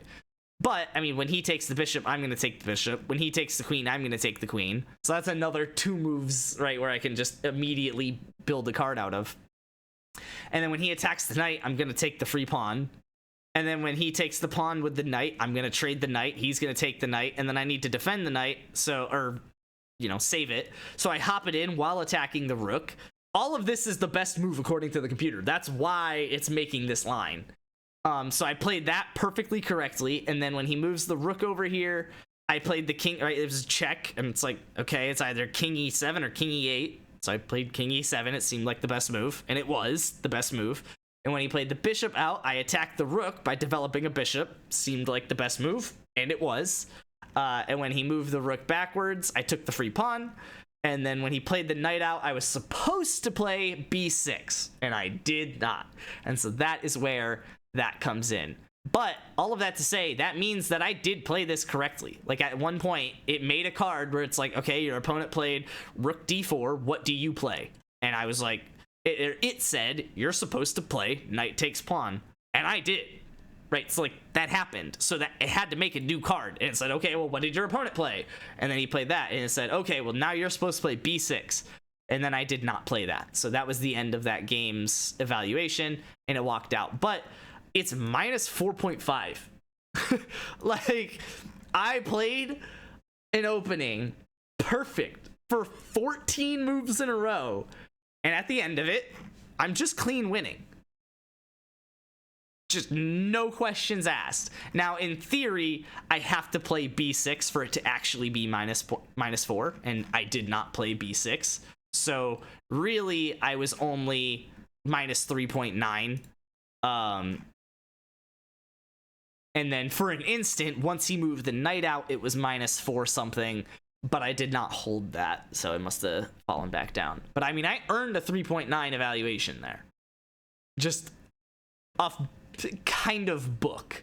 Off of book plus a couple of easy moves after that were obvious. But that's to say, like, this card, I have learned the parent of it. I've matured the parent of this card. So in theory, I could start learning this 10 depth card, which is the Caro-Kann. Yeah.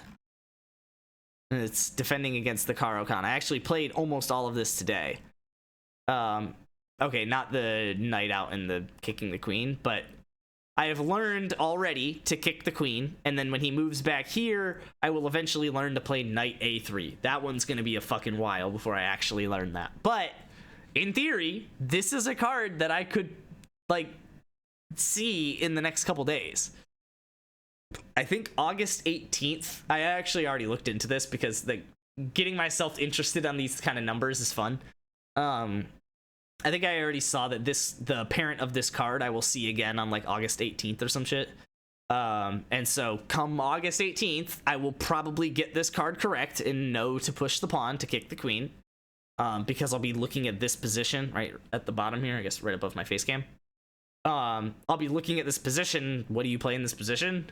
You probably kick the queen, right? Like, what the fuck else do you play in this position? Save the pawn, kick the queen, right? Like, eventually you'll develop the bishop and castle, but like, yeah, you just kick the queen. So it's like, I'm sure I'll get it correct when I see it in August. And then, yeah, I'll start seeing this card, and I'll be learning a 10 depth card. I guess the idea is that I want to go knight b5 or bishop b5 and then castle or something. Figure it out. Queen a4. But yeah, it's like I'm already seeing 9 depth cards and maturing them. I've matured multiple 9 depth cards. So, parent interval. But yeah. Pretty cool. And so all of that, to come back to the chess stats that I told you you'd be more interested in, you can literally see how, like, so of cards that I've seen, actually of cards that I've matured, this is a fun one. I started learning this deck, well, actually before this. I started tracking data on this deck when the average depth that I knew cards at was only 4 moves with white and 3 moves with black. Like, on average, I only actually knew 3 or 4 moves of book. Now, obviously, it's because some of the moves are dumb. So it's like, why the fuck would I even need to know 3 or 4 moves in this opening? He just played fucking a4, a5, right? Like, I don't need to know the perfect move to play after that. I just need to realize my opponent's being obnoxious, play solid, and try to win. Whereas there are other ones where it's like, okay, my opponent played the Caro-Kann. I already know 6 or 7 moves of theory, right? And it kind of balances out. But nonetheless, the average depth that I knew of like mature cards, so this is cards that like I'm confident in the answer of, the average depth was about 3.5. We'll call it. Fuck it. 3.5265 if you want to. You can't quite do that because you can't guarantee that I have the same number of white cards and black cards, so I'd have to weight them differently, but not fucking important. 3.5. Already, the average depth is 4.44. So since early March, so 4 months, in the last 4 months, I know a move deeper. I just straight up know a move deeper. That's kind of fucking crazy. Now, obviously, it's not going to keep happening, right? Like, if that kept happening, I would know 10 moves of theory just by fucking the turn of the... Not even the turn... I was going to say the turn of the decade. Probably by the time I'm, like, fucking 30. But obviously, you know, it'll plateau at some point. But I want to get to that point. I want to see how much theory can I know. Of, you know, just opening books and shit like that. Like, how much can I genuinely know?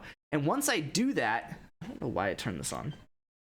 Once I do that, 30, that's not far away, you old bastard. Yeah, it's a little over 2 years. But yeah, no, that's 6 increments of 4 months, right? 6 4-month time spans. So assuming, again, I'm not going to assume this, but theoretically, assuming that I could learn 1 move deeper every 4 months, by the time I'm 30, which is 6 of those away from now, I will know 10 moves deep. Again, that won't happen, but I'll probably know, like, the average mature depth that I would have I'm sure will be over 6. I'm sure, assuming I keep this up. So it's like, that's crazy. The average depth of cards that I even have right now is not even 6. All of them together, it's only 5.8. Of the white cards specifically, it's 6.3. But like, the average card in the current deck is not even 6 cards or 6 moves deep. So, but if I keep reviewing hundreds of cards a day, just 20 minutes a day, every day for fucking 3 years is what it would be at that point, I will know thousands of cards. Like, literally multiple thousands of cards, assuming I can keep it up. So it's pretty cool though.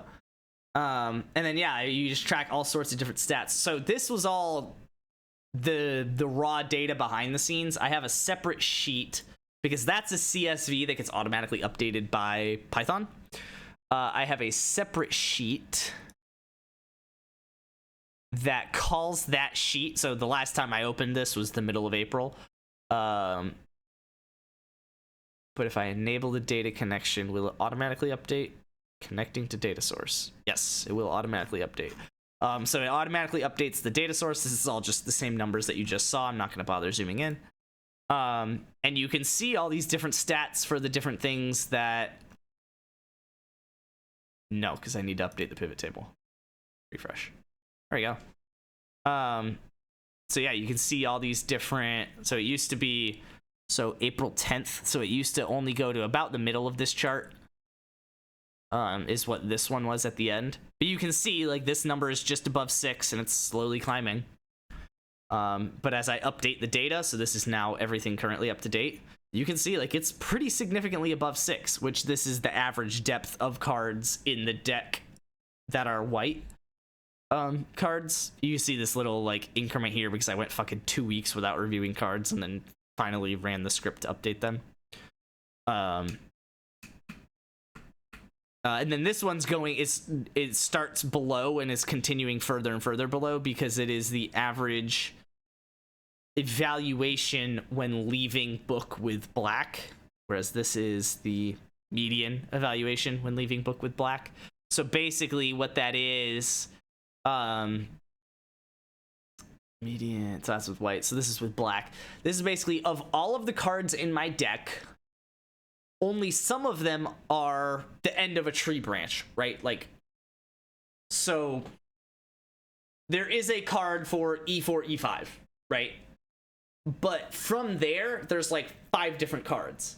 And then from each of those, there's like 5 different cards, right? So there's this massive branching tree of the ones that are at the tip of the tree.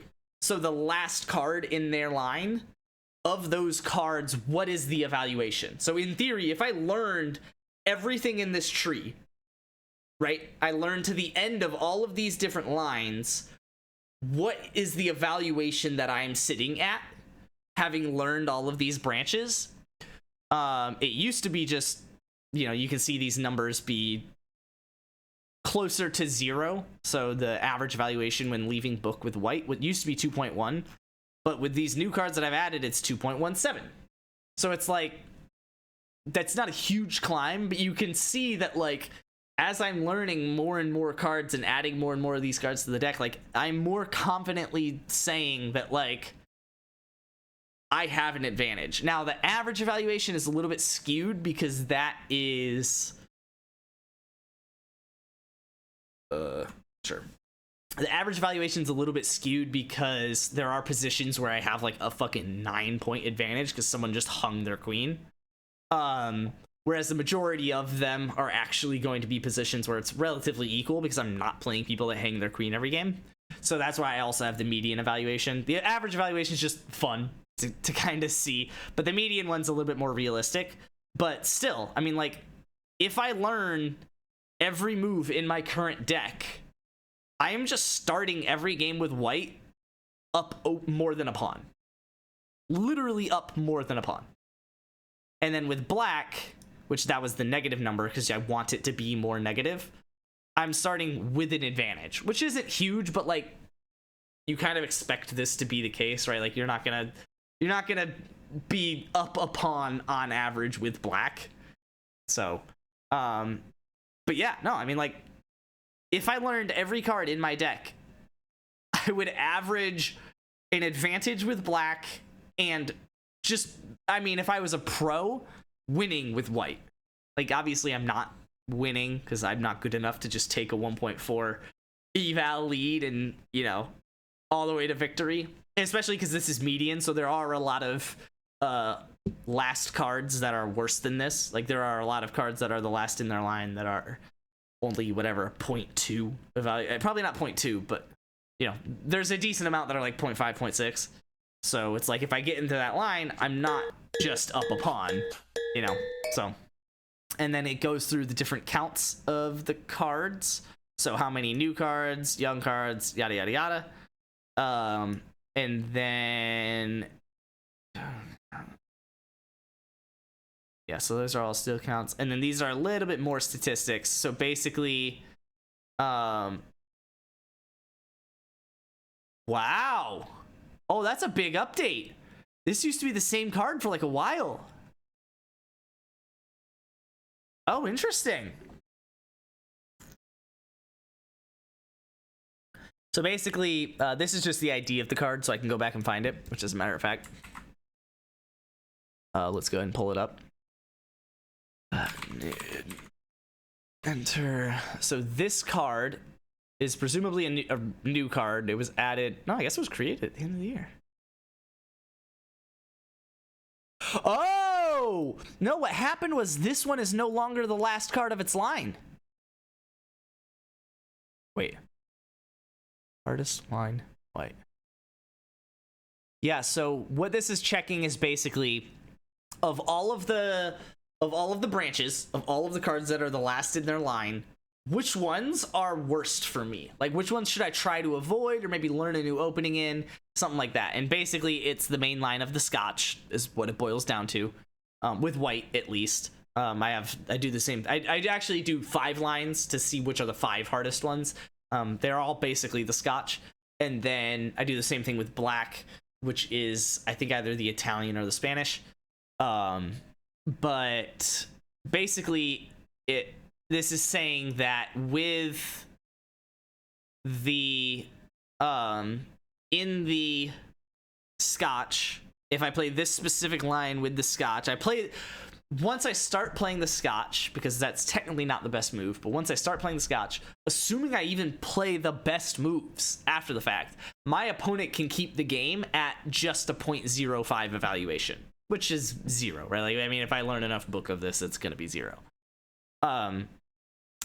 So every time I run this script, generally I'm going to get the same answer, which is why you see this. Like, the same card is going to be the hardest one, but occasionally it will update. This literally had not updated until now, so that's crazy. And it will either update because I learned that line deeper and it is no longer the hardest line, because it's actually its child that now has the hardest line, or it branched off, or I learned it one move deeper, or played it one move deeper, and so therefore it added another card deeper that is actually not as bad. Now, this isn't all encompassing because it is possible. So say, for example, and this is probably what happened, say, for example, I played this game correctly to this point, and then my opponent fucked up. Well, this is no longer the last card in that line.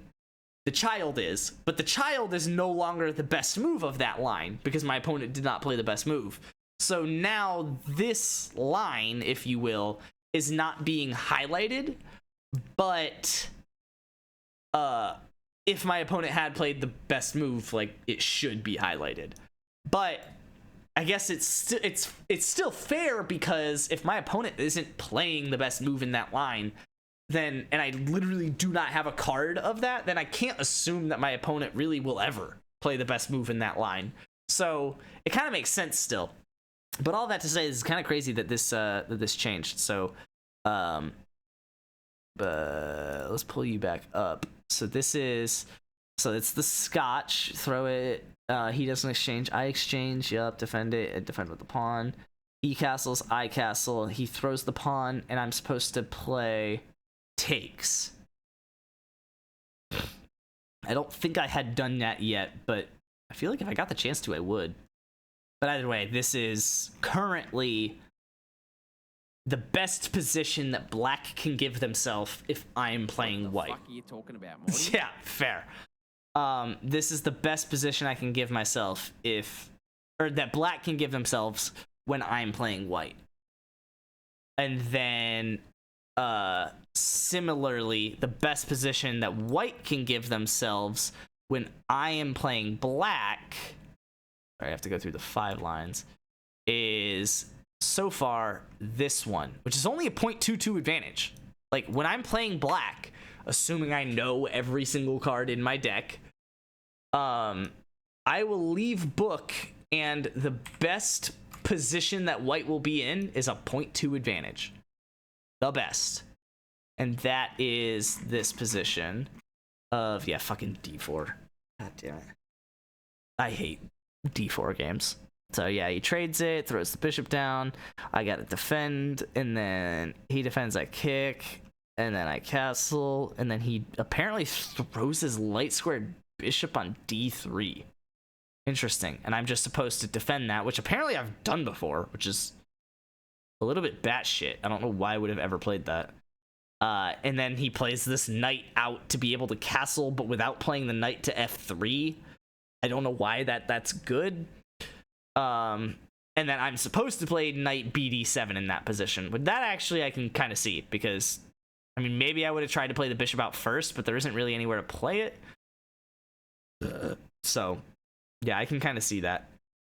But yeah, all of that to say, if my opponent plays those moves with white, I can play the best move in, according to Stockfish, for all of these moves, including knight BD7, and white will still have a 0.2 advantage.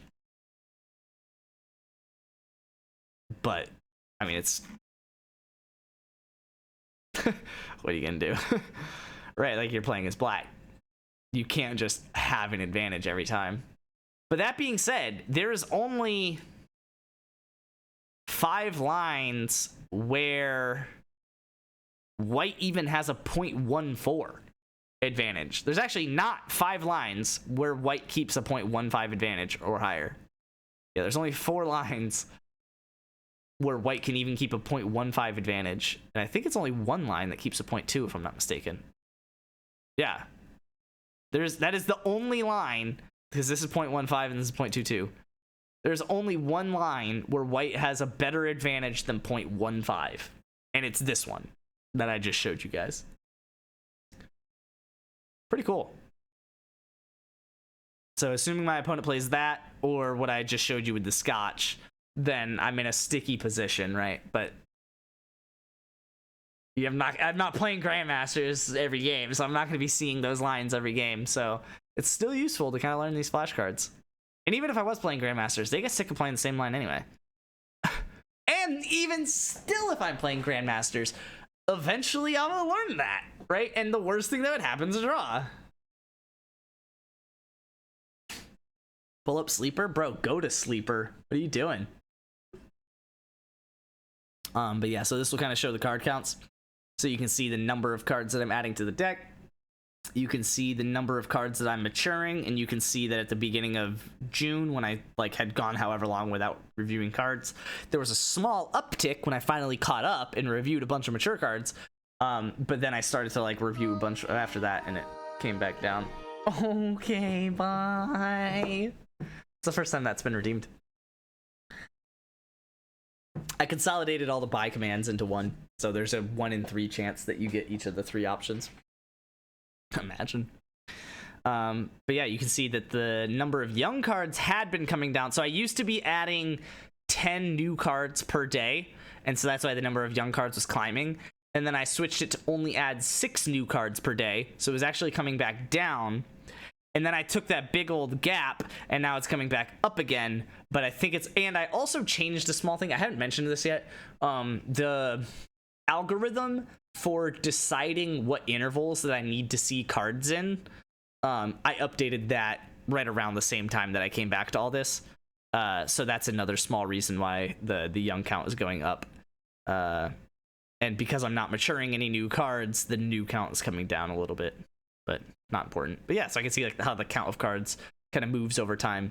And I'm hoping the idea is that after years of data, right, like even just 1 year of data, this is gonna look dope. And so is this. Like, I mean, this will probably look relatively flat, I guess. So this one won't be super cool, but it'll be cool to see what the slope is. And then I can kind of like add a slope to the line and extrapolate and see like if it's a best fit line with linear versus exponential versus, you know, whatever. Logarithmic, probably logarithmic because it probably, well, no, because exponential is the one that grows exponentially up. Logarithmic's the one that flattens, I think. I don't fucking know. But yeah, pretty cool. Kind of mainly the number of cards in the deck. Like just in early March, I only had 2,100 cards in the deck. Early March, like 4 months ago, not even 4 months ago, I had 2,100 cards in the deck, and now I have fucking 2,900. Yeah, 2,900. I've added 800 cards in the last like 4 months. And it's like, damn, you added like 200 cards a month. But then it's like, you think about it, it's like, okay, that's like 7 cards a day. Like, that's not too bad. I'm seeing 6 new cards per day. So it's like, that makes sense, which is why this yellow line has ended about where it started, which is 1123 versus 1097, right? Like, the number of unseen cards is effectively what it has been this whole time. Because all of the cards that I'm adding that are new, I'm reviewing. So it's like the green lines are going up and the black line is going up, but the yellow and blue is staying stationary, which is kind of what I want. Like, yeah, I kind of want the yellow and blue to go down, and I definitely want the green to go up. But yeah, it's pretty cool. Pretty cool. Pretty cool. And then of course I had to make the colors agree with the show the stats again. Made the colors agree with this. So the yellow is the yellow, the dark green's dark green, light green's light green, blue, and the black is the total. Yeah, let's finish reviewing cards and play some chess. I could save it. Yeah, I'm gonna save it.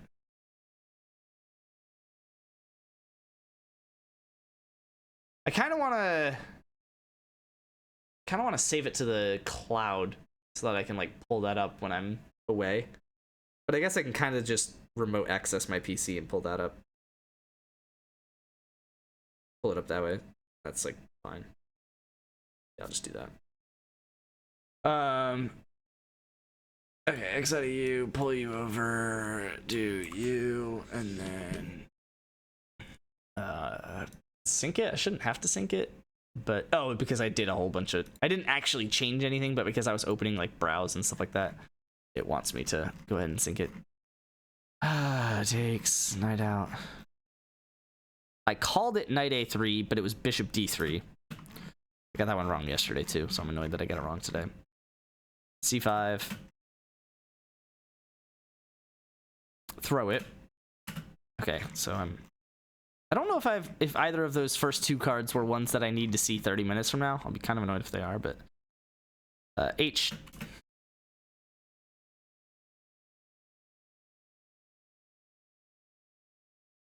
Bishop F. Bishop B.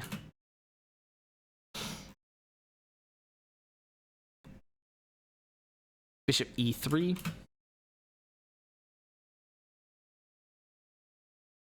Take the knight.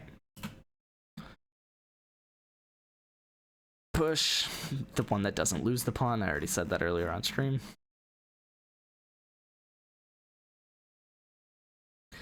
A5. This is the real problem with spaced repetition, especially of chess flashcards, is that sometimes I'll just remember things because I got them wrong earlier today. Like this one's also A5. I just remember that because neither of them were castle, and that was how I got both of them wrong. So it's not that I'm actually like learning the card yet. It's obviously helping, but take with the pawn. Push. D6. D4. Okay. Yeah, okay, there are 2 cards that I'll see 20 minutes from now. It's kind of annoying. Well, those I'll review before I go to bed. That's just midnight. That's not bad. And it's just 2 of them that I'll hopefully get right immediately. Doop. Doop. Please. Thank you. Doot doot doot doot doot doot doot doot doot doot doot doot doot doot doot.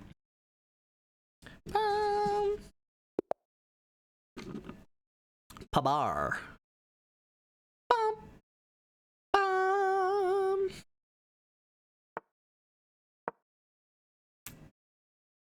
He has like no connection. I'm gonna win on time just by blitzing out my opening.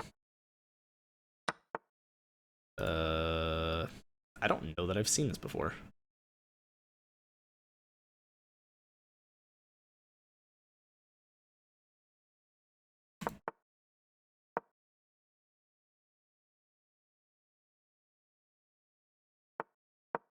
Yeah, it's that. It looks stupid. It looks like I mouse flipped, but it is that. I don't know why. Probably this.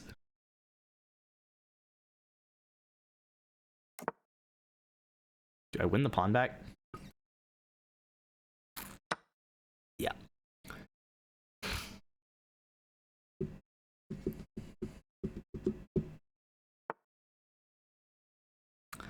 It's kind of a fork.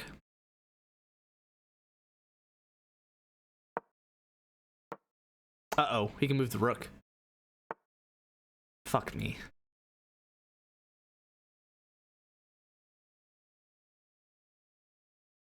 It's fine though, because it's still twice defended.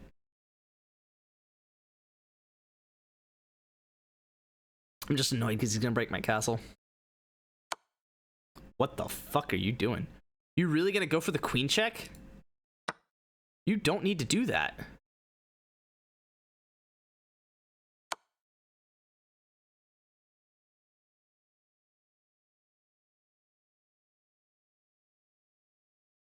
I mean...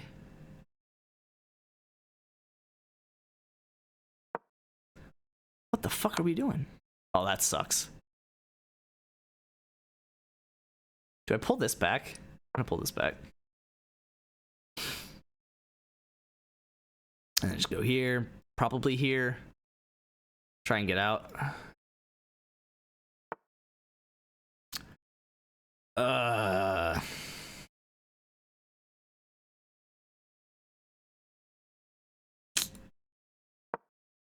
I'm way down on time for no reason. I see the problem here, don't I? Fuck me.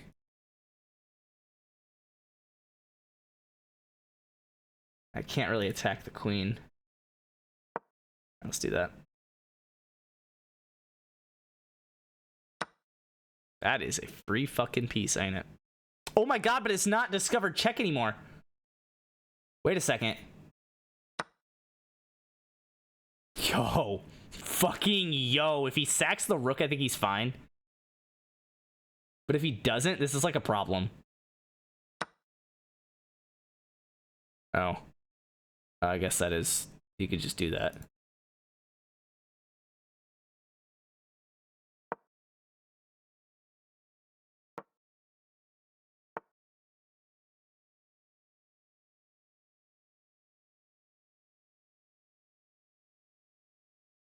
Fuck me.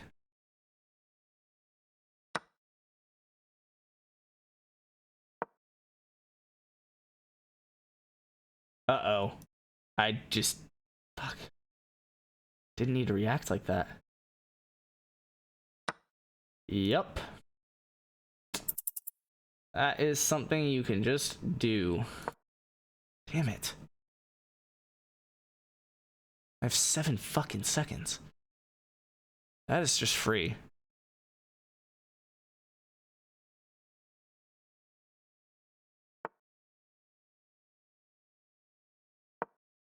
That's not enough. I can fucking. I looked away from that portion of the board for too long. Yeah, I had a feeling once I played it and realized he could pin me. I figured that was the problem. Wait, what? Oh, it's check. Oh, that's kind of fucking disgusting. I didn't want to move it because I figured the knight would die, but I guess that's kind of the whole point. And I also didn't want to just defend the knight because then I lose the pawn. And I thought I could get away with it. Oh, I really thought that was like the best move. Oh my god, that was the first move I thought, but I was like, there's no way walking my king to the center is a good idea. He didn't play the right idea though. Ugh. Okay, hold on. How is this not the best move? Is it this one? No.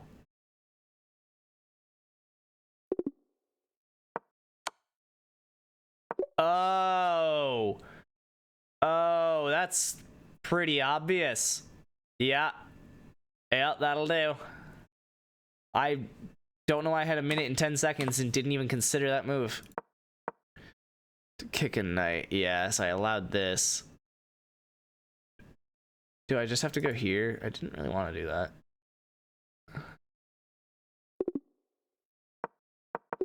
That's crazy. Yeah. Oops, you gave up a bishop. I love how that's what loses me the game because it's a free bishop. Not because of any of this and this and like this and... Nope. Just fucking giving him a bishop. Yeah, but, I mean, what do you play here? Oh, you do move the bishop. That's crazy. Ignoring the threat on the knight, a difficult move to see. But yeah, I mean, if he takes it... Okay. I could just go here. Like, I have options. That sucks. That really sucks. I was like, it was a really fun game. I just didn't win. Oh, fuck. I was supposed to check the trade you sent me. Yeet. Yeet. Yeet. Yeet. Yeet. This is booked, by the way. See, like, this is the fun part about the flashcards. Why the fuck is this a book that I know?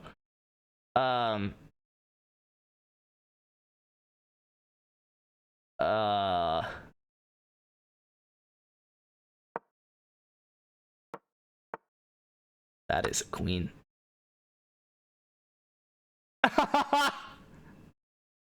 I really hope bishop e4 is the top engine move and that this is all still book. Because I know every move prior was book.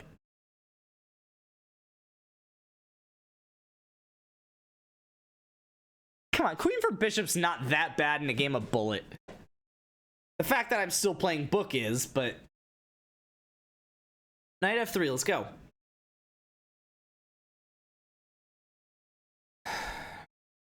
Alright, cool.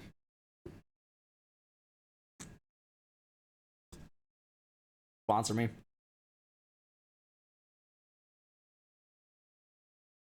How is this not abandoned?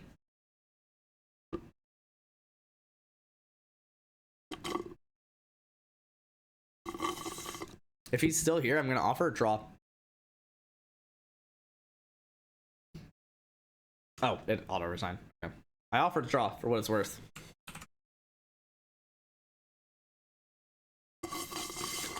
I don't know why. There we go. Abandoned. Well, fuck you. Don't know what to tell you. Okay, apparently I have a miss and a blunder. I don't really understand. Yo, was taking the queen a miss? Okay, so that I can see that was the miss. Wait, what's the? Wait. That's book. That's book. That's book. That's a miss. That's fine. I don't know why I said I had a miss and a blunder.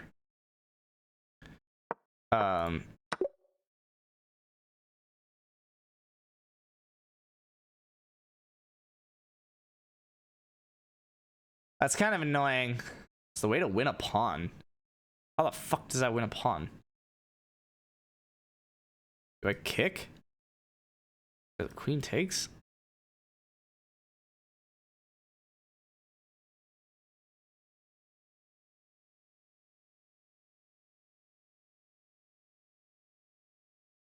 No, I don't kick. I go here. He goes back.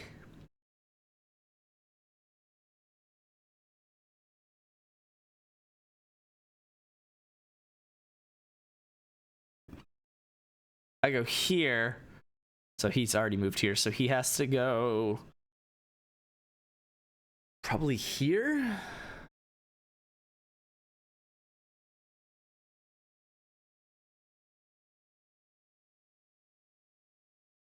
Do I sack the rook? Wait a fucking second. Queen takes. Okay, so it's not queen check. It's just knight b4 right away. Okay, I figured it was paired with queen a5 though. Okay, what if he goes here? Oh, because I don't have to sack the rook. The fucking knight could just take. Got it. What a fucking username. Welcome, big guy. I forgot how much chess works for getting new people in stream. Zazu. Lead me to Pride Rock.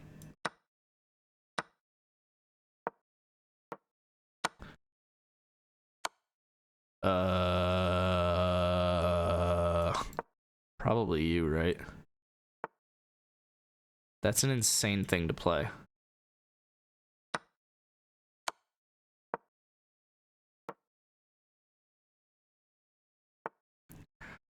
What the fuck is happening? Do I give this check? No, I feel like he develops the knight and I just shut up. That looks like a fun move. I do think I kind of played, but I know I played book up until queen takes knight. Actually, I guess I don't know that.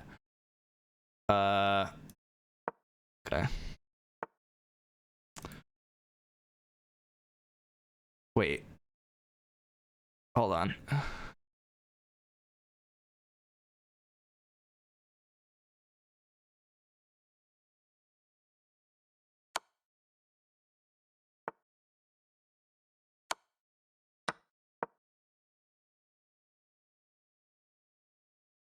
I'm not even gonna castle, I don't think.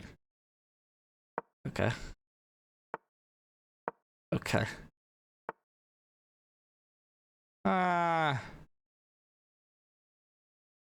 He's gonna move the rook down. That's a free fucking pawn. Can I do this? I think I can. Why can't I?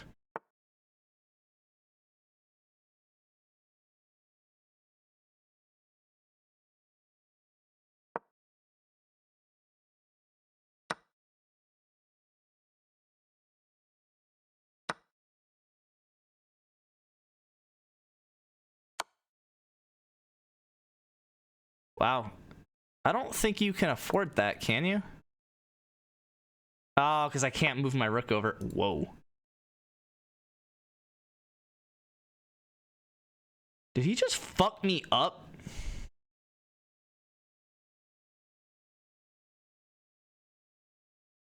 That's crazy.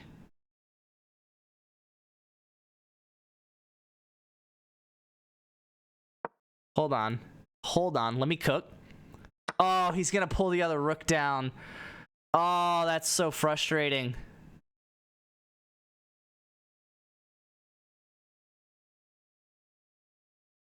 Oh. How did you play this long, this quickly, and you don't see that? Yo, what? You for real? Now that's hanging, and if you move it, that's hanging. Is that Jeej? Is that Jeej? I got the knight back.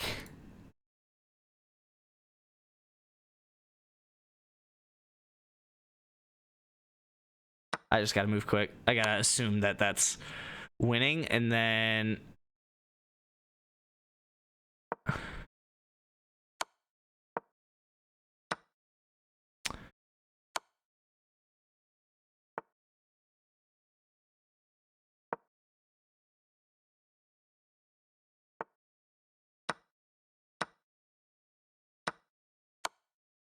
That fucking sucks.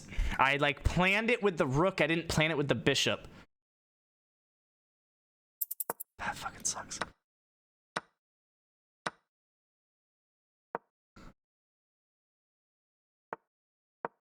He's gonna go here.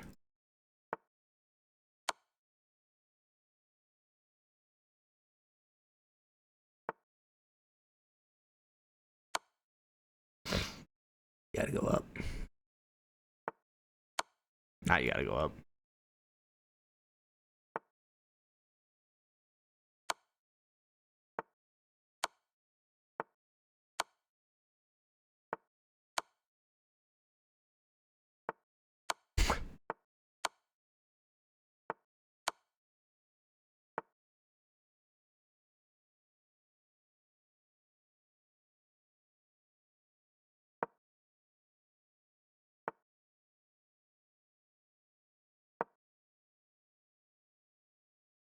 Wait, he can just attack that and win.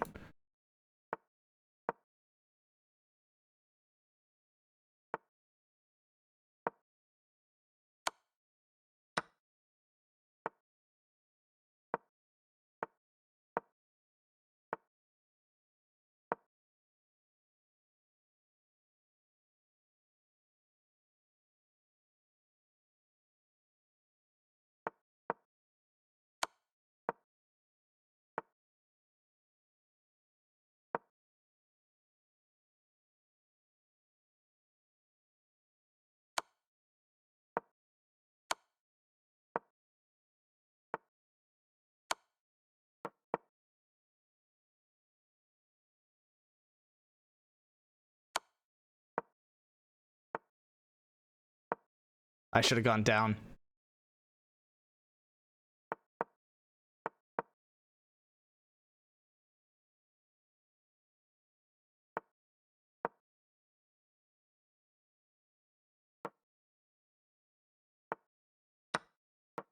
I couldn't have pre-moved that pawn takes, but...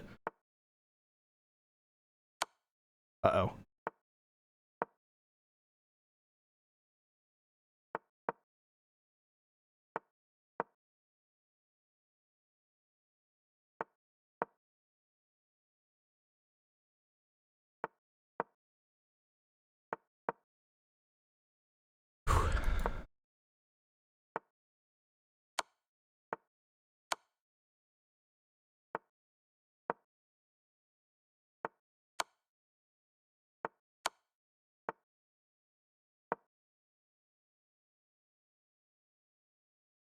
Holy shit.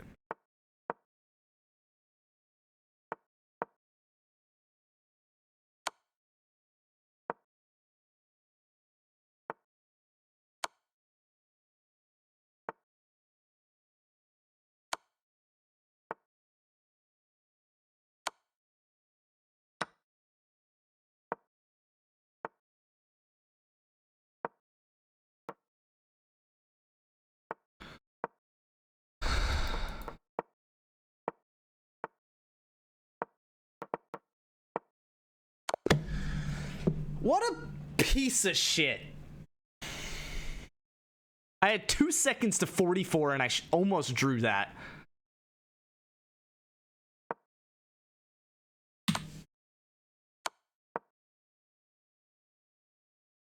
But what do I play? That's the only good move. Fuck! Because he totally would have taken two or given this check. And then I just go forward. I go over here. No, I have to go over here. Right? He gives this. Oh, I can't go here. Oh, because if he goes over here, I can come back down.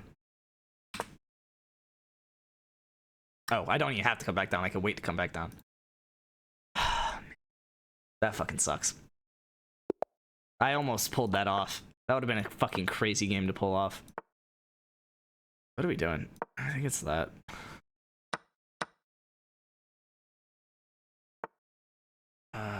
Okay. Okay. I almost misclicked that.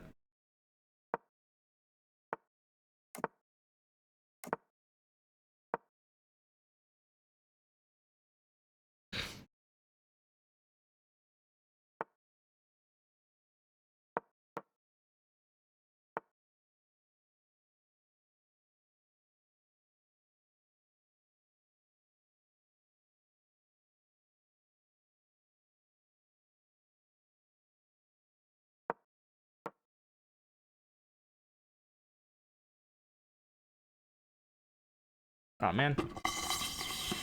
What the fuck?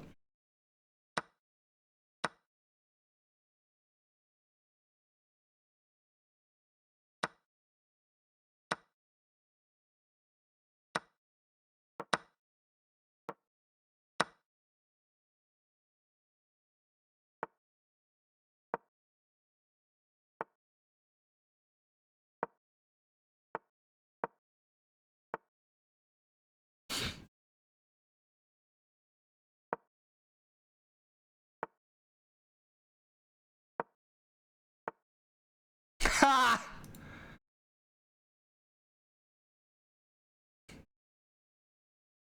All right, well.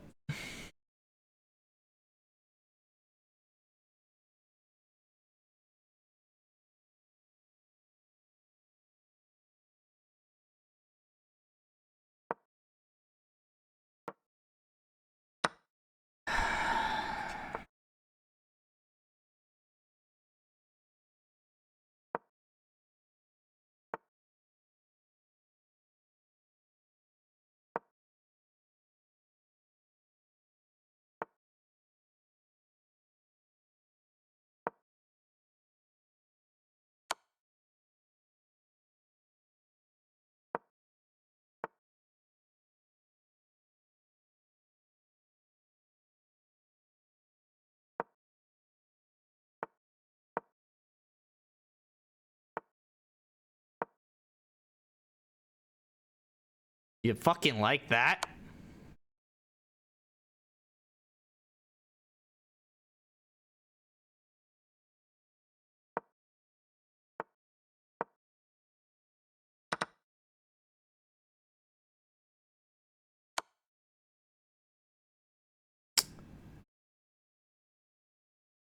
Fuck.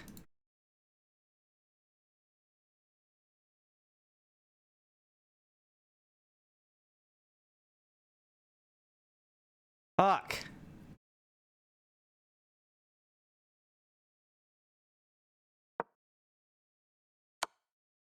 Oh. Okay. I got out of that. Oh, no, I didn't. Oh, shit. Draw? Probably not.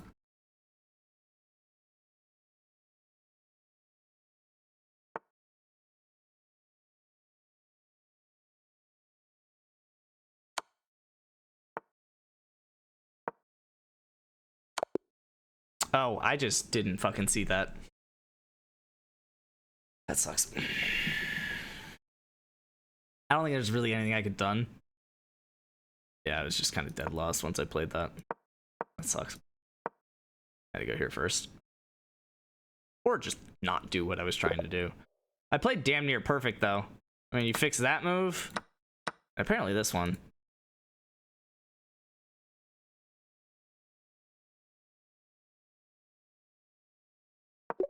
I was considering that. I didn't think it was a huge mistake. I figured it was kind of whatever you wanted. Interesting.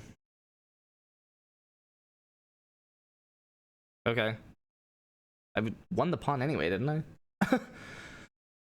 But yeah, I mean, you fix those two moves, and I guess it's only 83 accuracy. I don't know that I really believe that, because, I mean, it was that divot and that divot. Like, I went down a little, a little, a little, a little, and then a little, and then a little.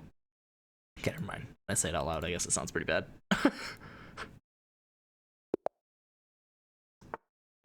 Why does he have a name that sounds like he's really fucking good at chess?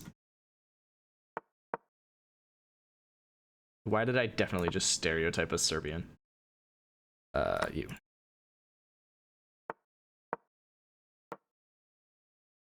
You're not supposed to take the knight there, by the way. You're supposed to take the pawn with the knight. Just so everyone's aware. Yeah. And then I'm supposed to go here and then here. I think you're supposed to take knight, knight. And then get kicked with the bishop and come back around. I think that's top engine move for white. Not that he knows that, apparently. Oh my god. Oh, no, I have seen that before. I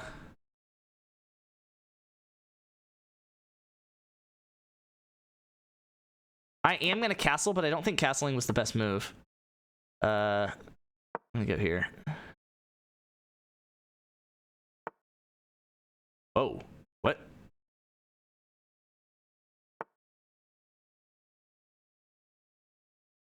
This feels like the best move. And I don't really know how you defend that. It's twice defended, and I don't see how... I mean, I guess you can go here? But then don't I go, like, here and here and here and...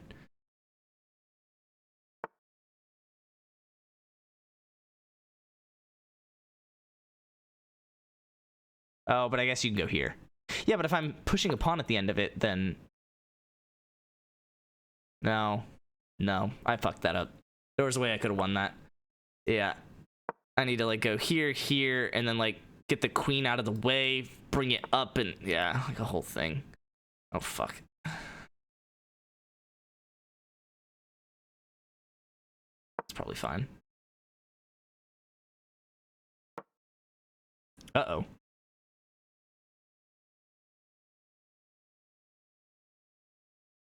I think I'm fine. Whoa.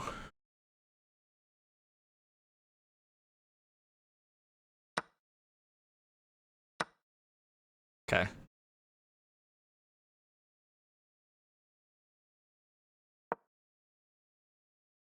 Kind of want you to press that. Okay. Right. That's kind of scary. Guess I go here. Oh wait, no.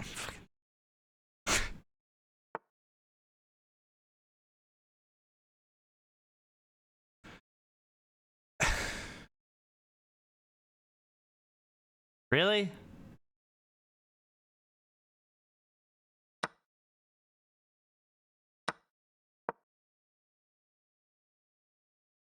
You can play it. I don't think it gets you very far. Just go here. I'm gonna try and go here.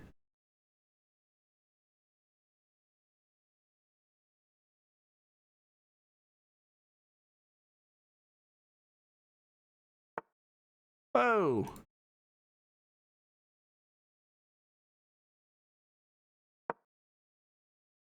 I didn't really mean to do that. I mean, like, I did, but... Fuck. Like, it wasn't like a misclick. I'm gonna go here and try and bait like this.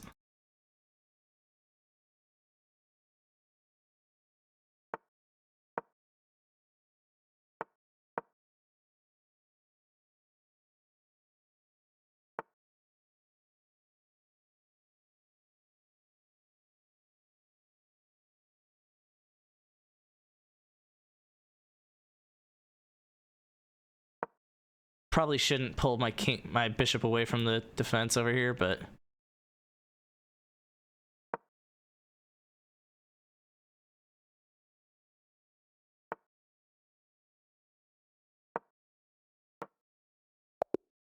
Fair. Did I really only have one mistake? I mean, I just played solid and you lost on time. Okay. What was this move? Yeah, I had a feeling that wasn't good. Was there a way I could have won it?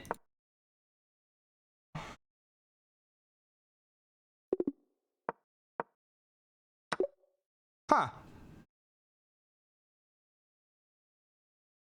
Okay, I guess. Whatever. Can just passing through on my way.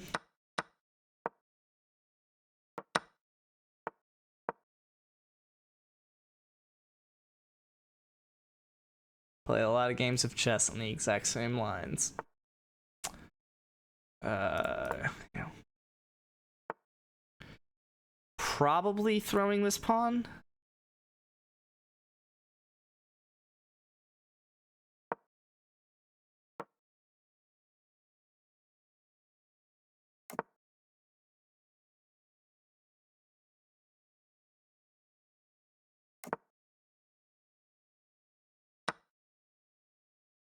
Oh shit.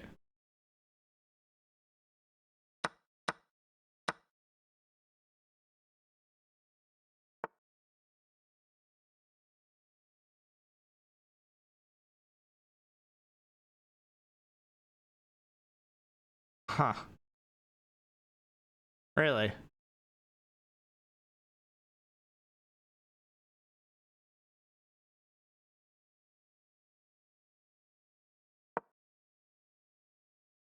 I'm gonna regret that. But like,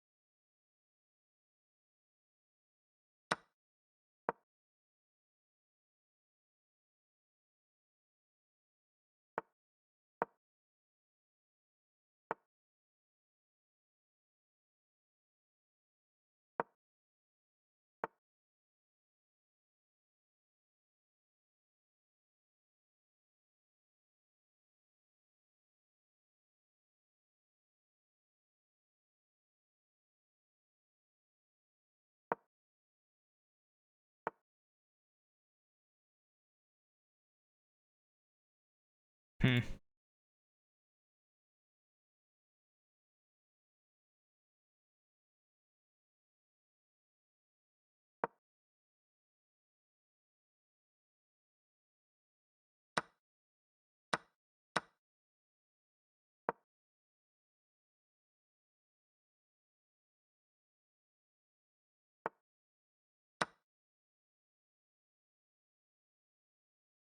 How am I down so bad on time?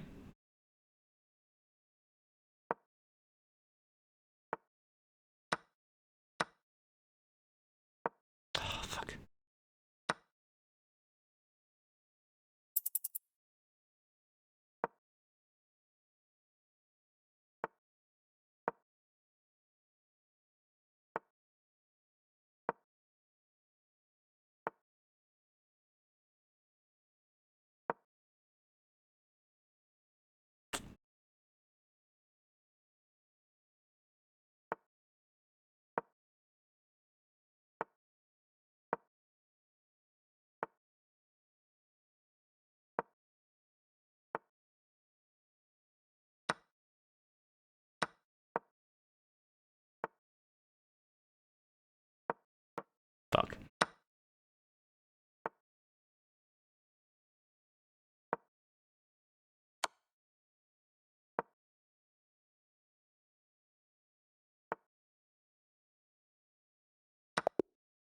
Okay.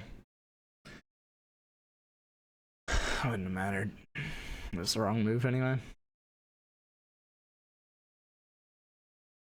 How is that a 78 accuracy game when it's just like clean? He literally played one move that got him a 0.3 advantage and another gave him 1.3, which actually, I guess both of those are me fucking up, but still. Wait, what? Wait.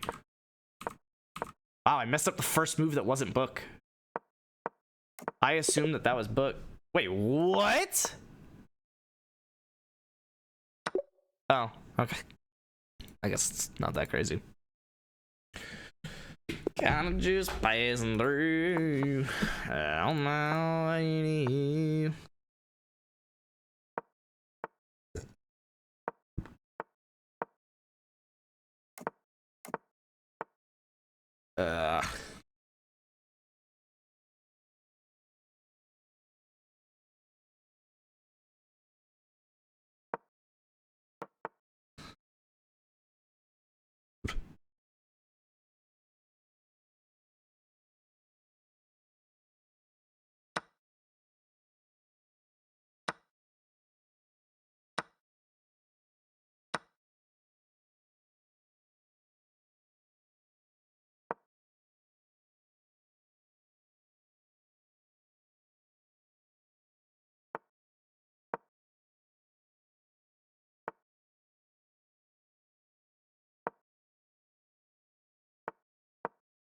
Fuck.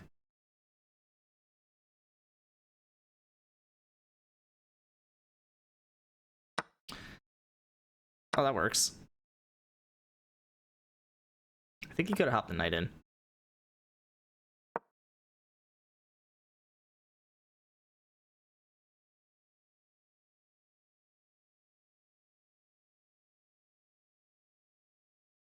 Think I'm in a good position here.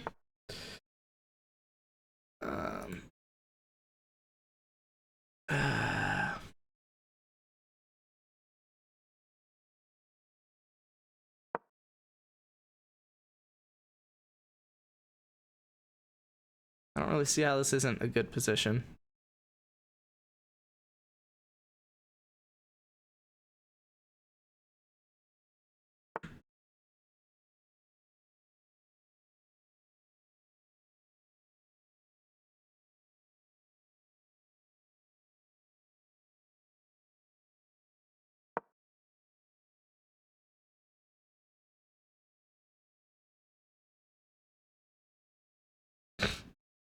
Cool. Let's see if I can hold on to this pawn. Yeah, but I don't give a shit.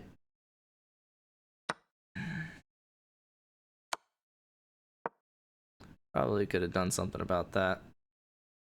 But also, eh.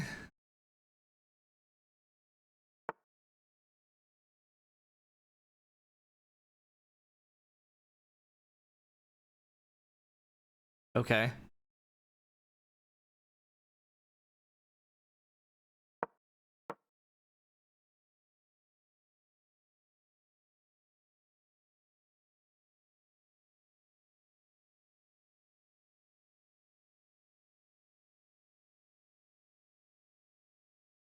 I guess maybe I didn't fully see the power in his position. I felt pretty good in mine, though. I feel like I need to come back here.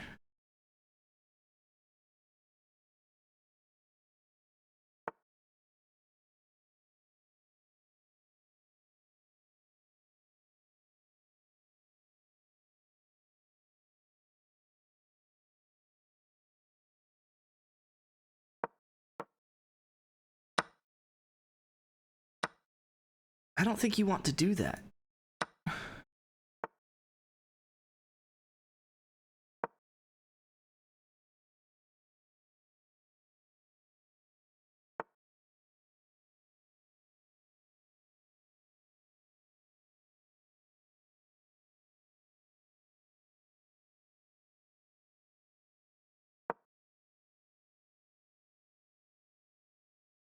Need to be careful about that.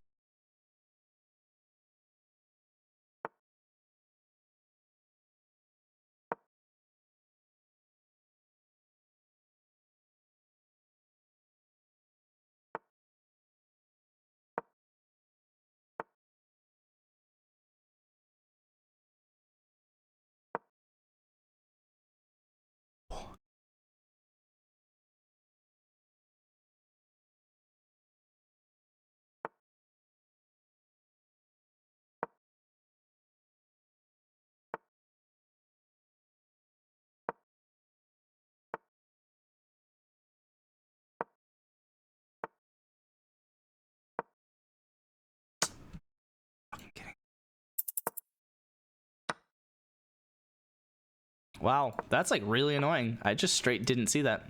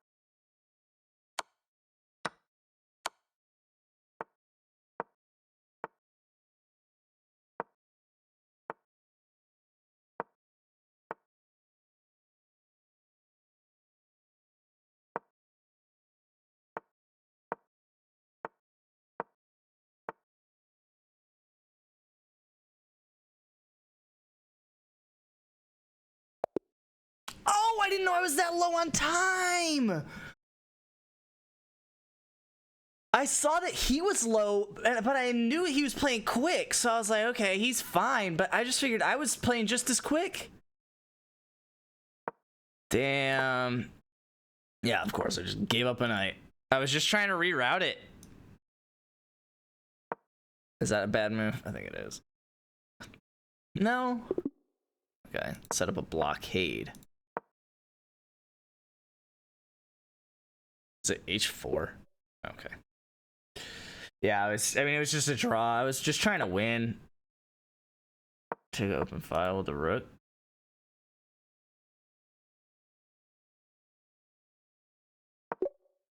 And that's a repetition. What? Oh my god. Oh my god. Because we went here and here, and then I went here and just had to go back. Oh my god. That hurts, bro.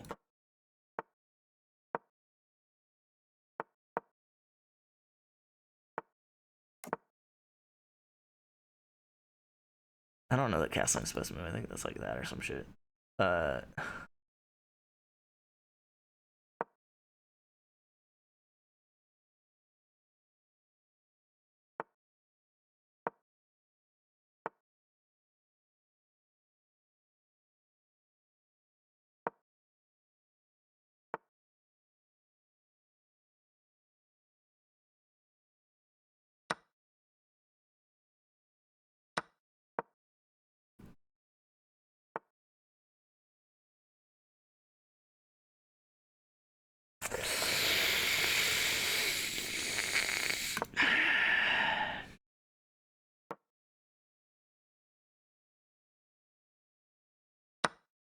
Crazy.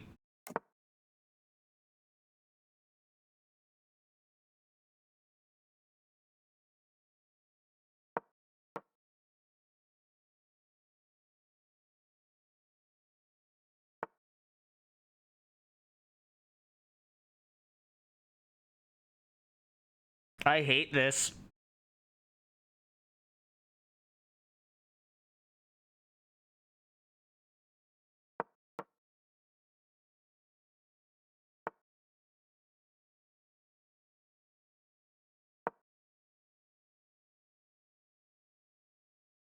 But I don't know that I care about that. Whoa. Well, fuck.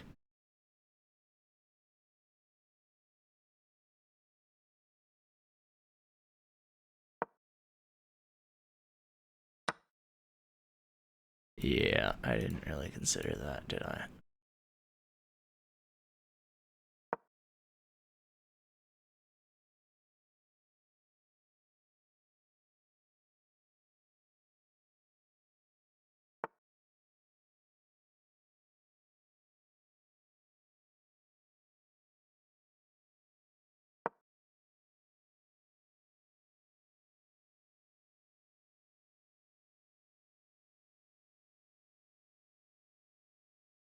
You could push E.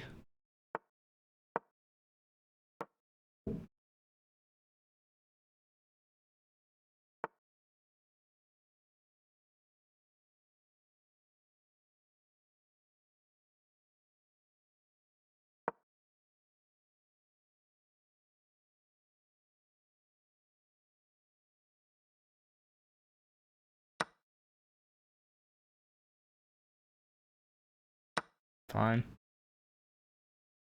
See what you got. Show me what you got.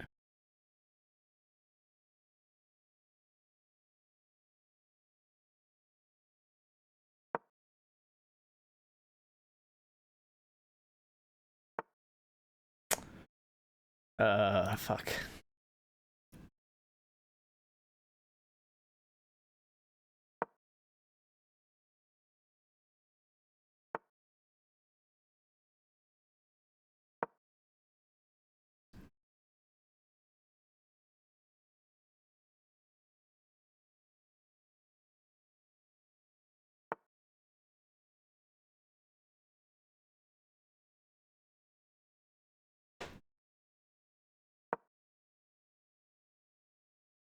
He's got so much more time than me, and I hate it.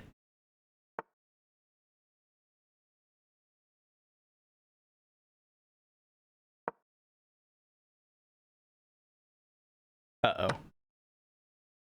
Whoa, what? What? Really?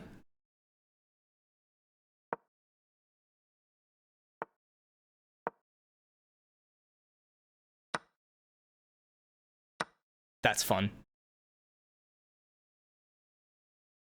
You all saw that one?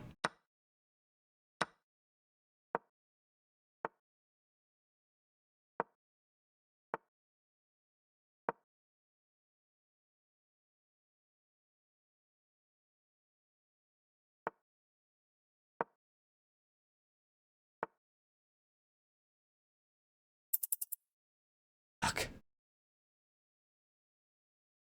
Go!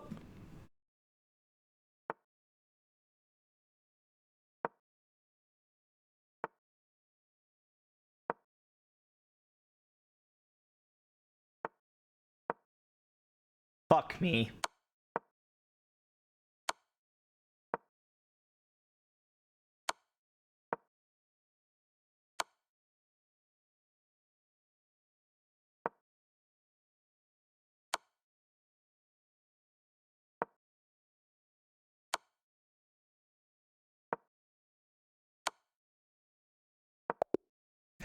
Just move! I was gonna win that! He was gonna fuck it up! The rook was hanging, the queen was about to be hanging!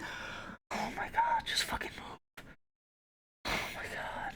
Okay, I was like not actually gonna win it, but yo, you have the fucking finger. Force eventual checkmate. Oh.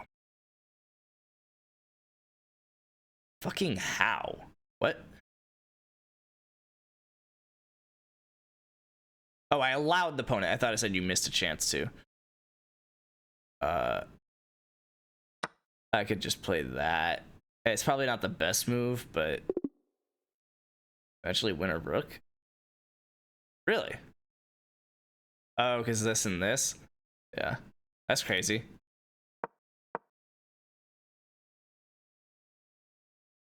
Yeah, but the fuck else do you play? Do you really have to like go here?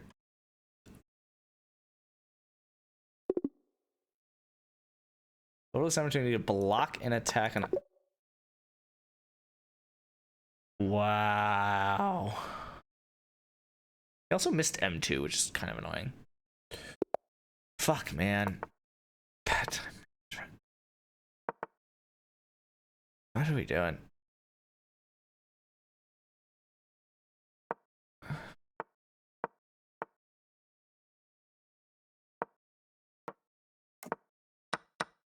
What the fuck? Okay.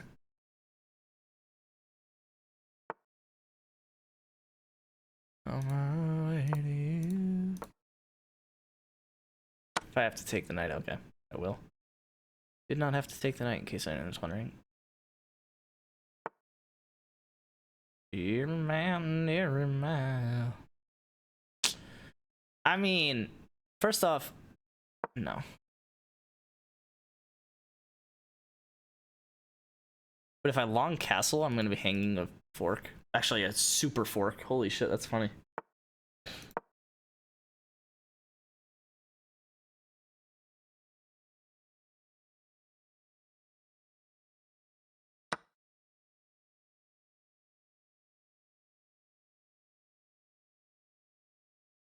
Wow.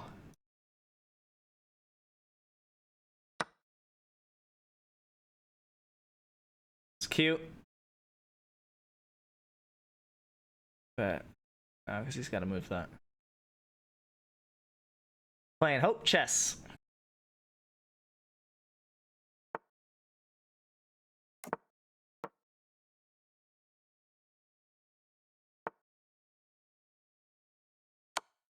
Take the rook.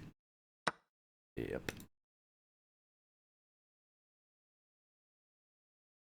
I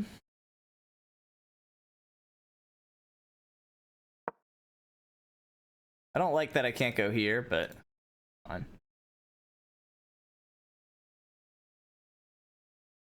Go here and whoa.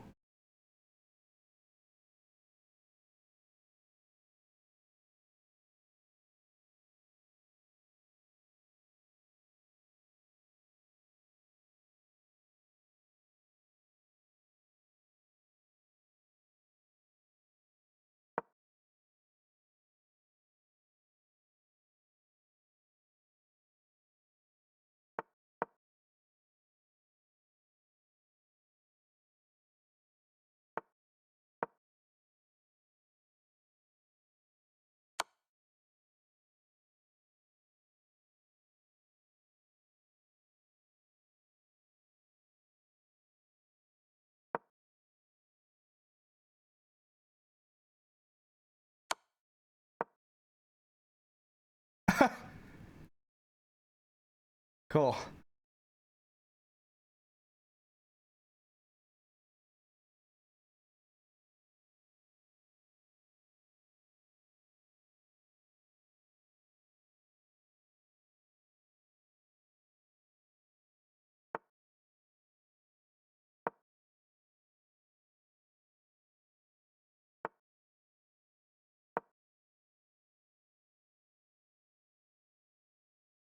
I wanted to go here and here, but I think this is stronger.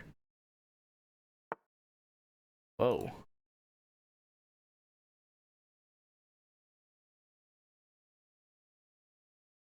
Oh. Eh.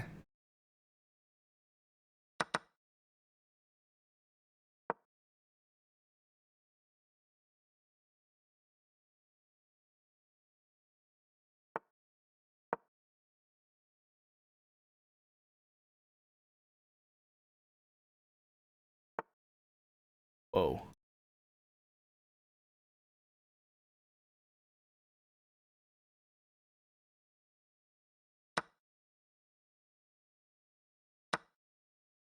It's not. Neither is that, though.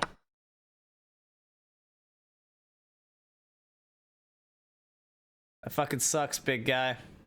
I don't know what to tell you. Bad time management.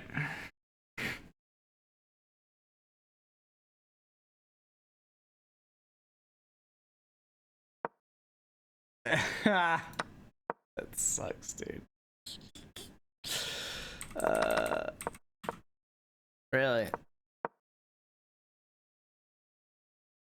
I don't know what the best move is here. Never would have played that. Not a chance I would have played that, but I guess you're trying to go here.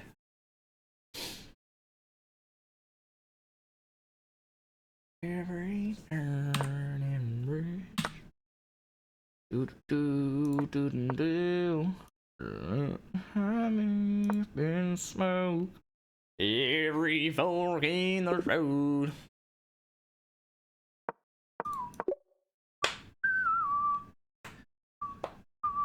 Alright, let's check your trade and then I gotta piss and go to sleep.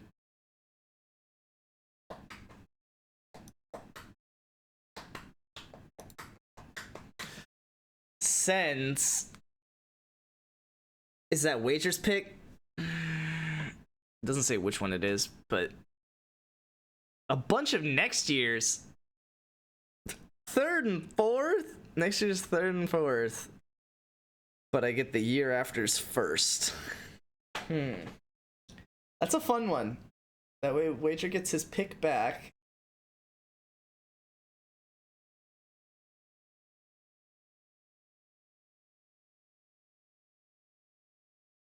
I get next year's third.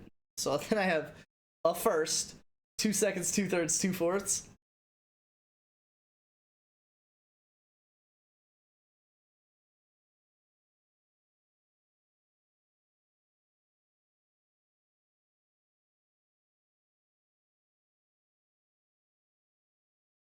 Huh.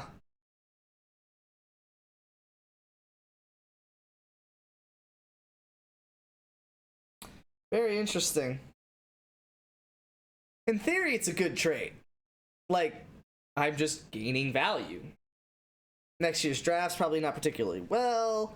I could just plan to draft a lot of rookies this year, so that way I don't need to, like, have... Actually... hold on. I have to digest this differently. Because next year I do still get a lot of picks. It's just not first-rounders.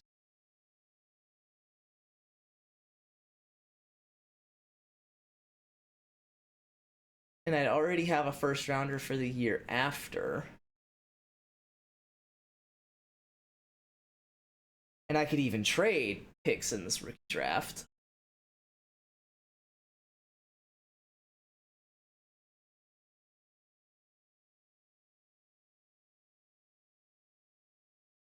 Like that second, third, and fourth. The other second, third, and fourth, both, or the first. Literally, I could just trade the entire draft for who the fuck ever. Problem is, so far, what I have done is I have traded singular high value picks for multiple low value picks. So I have a lot of people on my team. The problem with that is I can't go into the rookie draft and just pick up a lot of people. Right? Like, I'll have 7 picks. There's only 5 taxi slots. And 1 or 2 of the picks I picked this year is probably going to stay in the taxi slot next year. Right? Like, if I get Penix or something like that. So...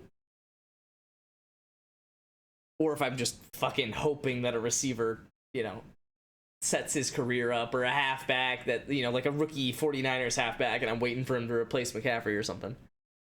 Right, so, like, there's probably some rookies that are going to go in a taxi slot the next year. So I can't really afford to have a bunch of picks in this coming draft when I already have people that I'm drafting in this coming draft, like the main draft, that are going into those taxi slots straight up. Forget the whole fucking free agency thing. So...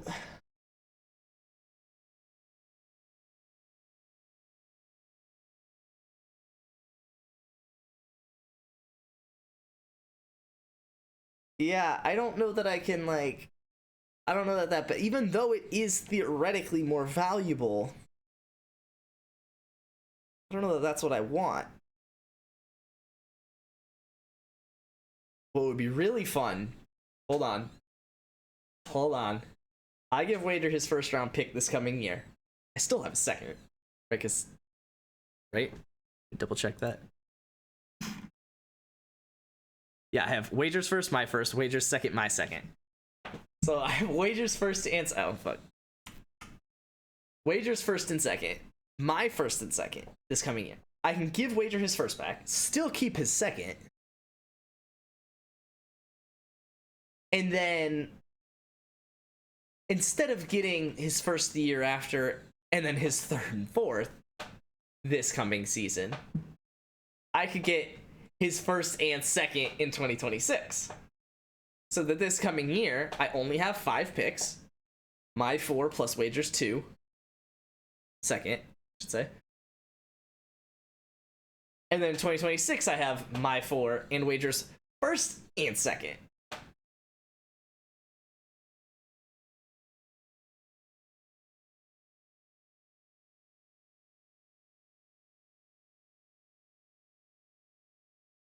And then I'd still be down to trade my first round pick this year for whatever, someone's 6 and 9.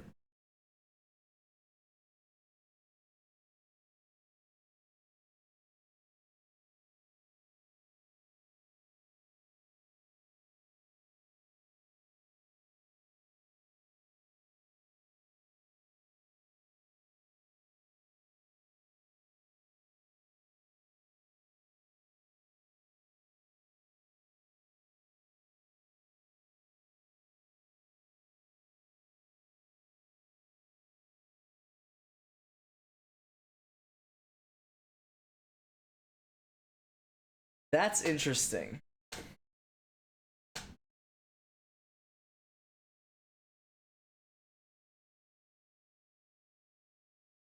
And then I can give him his second round back? For his third and fourth. No, that's dumb. But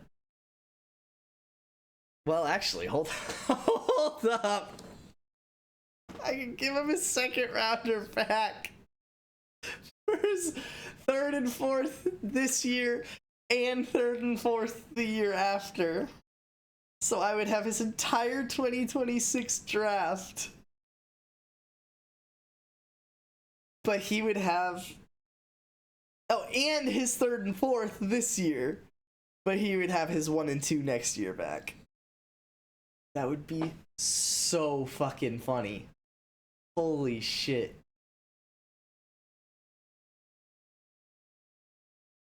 That's another one where it's like, that's probably a fair trade.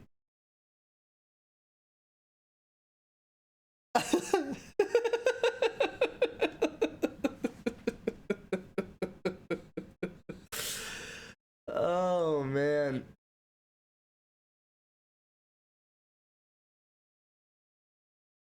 Wow. That's very interesting.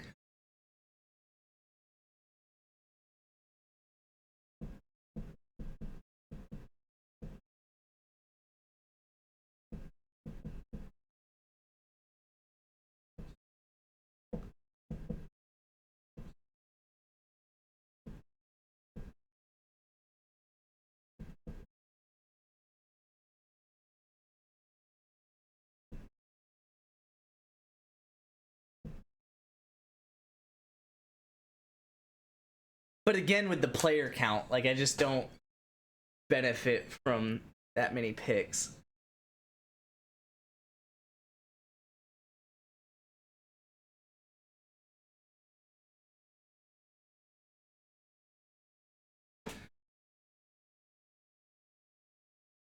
I'm gonna decline this, but maybe I'll counter it.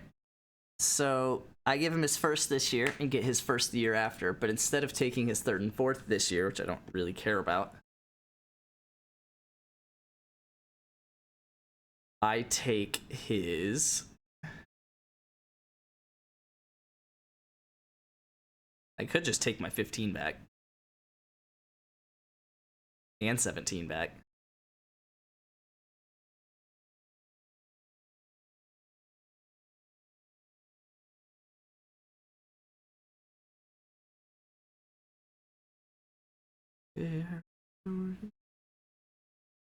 No, 15 and 17 aren't like that valuable.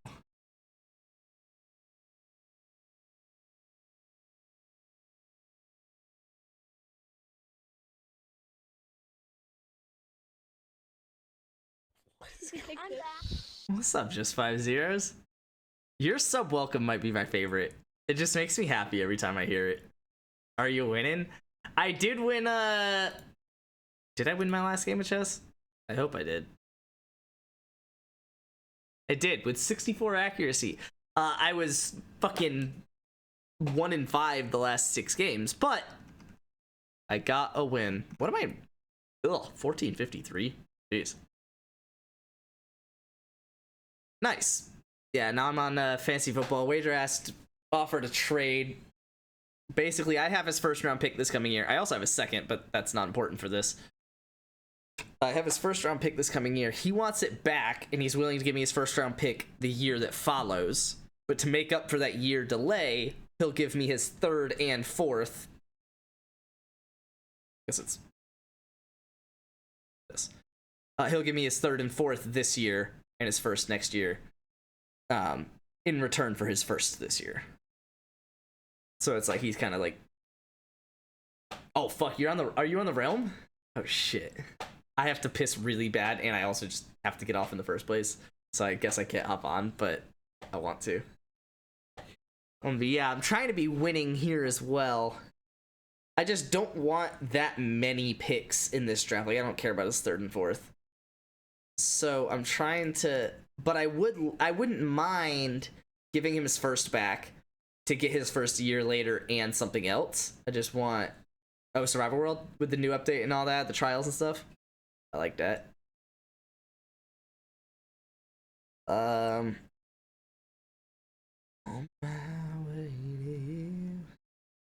Okay, so assume the first round pick is basically worth that 5th.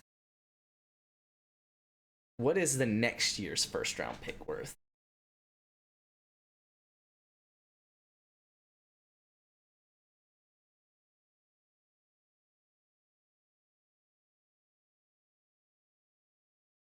Probably like an 8. So I would need like a 7 and an 8.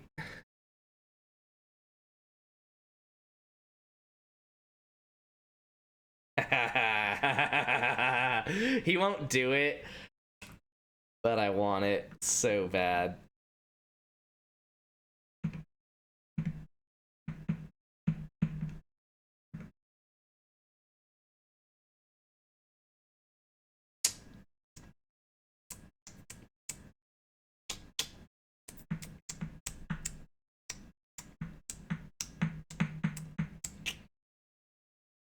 It's pretty fun, but for Maze World, I'm thinking of adding a very crowded, lush cave. Okay, under, and a mostly clear surface layer to fight in. I like that. I like that. Is it going to have any sort of aerial, or are you basically just going to use the, I think it's 10 blocks underneath, and then a little bit kind of up top, maybe 10 blocks up above, and then like the 20 blocks above that will just be sky? I trust whatever the fuck you're gonna do with it.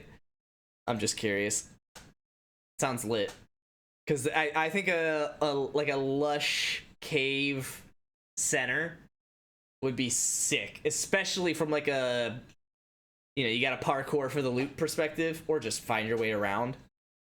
That'd be pretty sick. Do I even want to do this trade though? Yes. Yes, I do. Yes, I do. Really badly, actually. But I just know that Wager's not going to do it.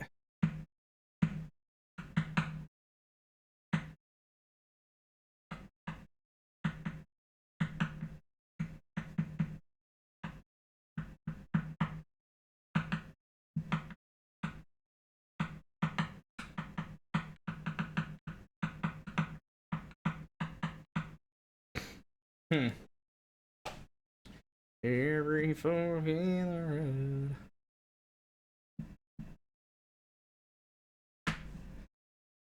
Huh.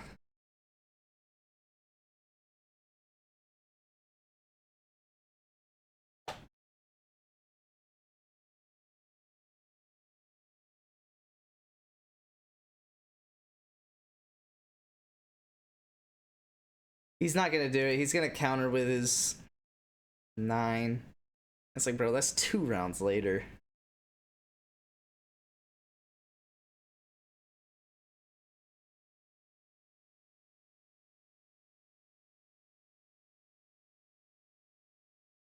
Surface will be at the same level as the rest of the maze, but I was thinking of having 4 little tree houses connected with bridges at the top. Oh, fuck yeah!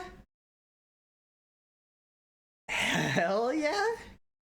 And then obviously still the crowded lush cave underneath. That sounds lit. I wish I had that creativity. Yeah, so he's not gonna do the 7, he's gonna do like the 9, and then he's probably just gonna do the 9, and then I'm gonna counter it back one more time with like the 9, and then trading up my 16-18 for his 15-17.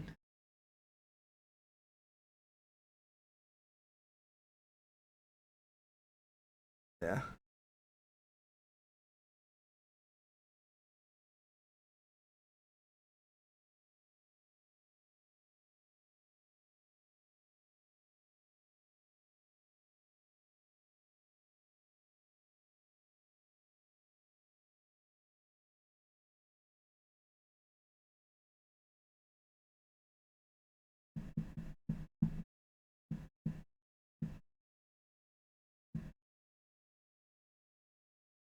Hmm.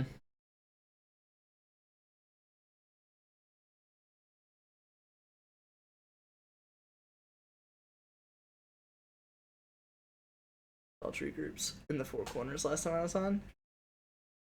Tree group, four corners. Okay. So like getting started on the tree houses. I like that. Do I offer this and then go piss and go to sleep? Oh, I guess I should review these last two cards.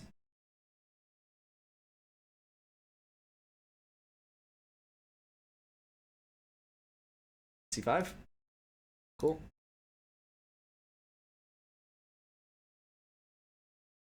Bishop D3. Cool.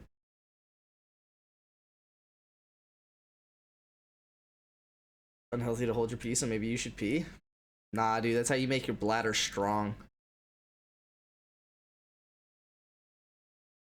I thought you said you really had to piss a few minutes ago. Yeah, I still do. I haven't left, so fuck, man. But I really want to like sort this trade out. So if I wait a year to take his first round, technically that'll just lower the value of the first rounder, right? Like in theory, he will have a better team. But I guess no, because in theory, everyone will have a better team. Do I think Wager's gonna pick old people? I guess that's really the question. People that'll suck next year in this current draft. And do I think he will pick rookies that won't be worth, you know, their full value the first year? Maybe they'll be worth it later.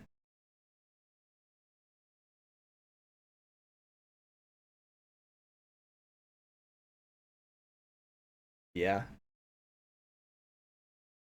Yeah. So then, like, maybe, yeah, his 2026 might be even more valuable than his 2025. So getting something out of it for having to wait a year, especially if that something is a 7th rounder this year to build my team with and just win now. While also, again, still having his 2nd rounder this year and is now his 1st rounder the year after.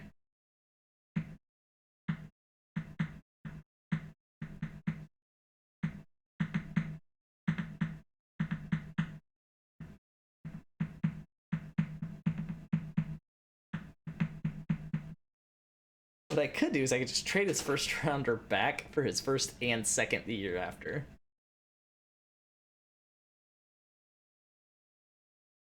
I know I said that already, but like...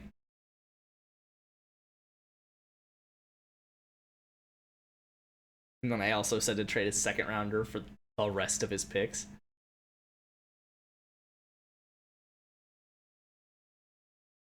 Yeah, but I feel like the way I'm going to draft this year, I'm not drafting people that are going to be bad in 2 years, but I am kind of drafting a little bit for this year.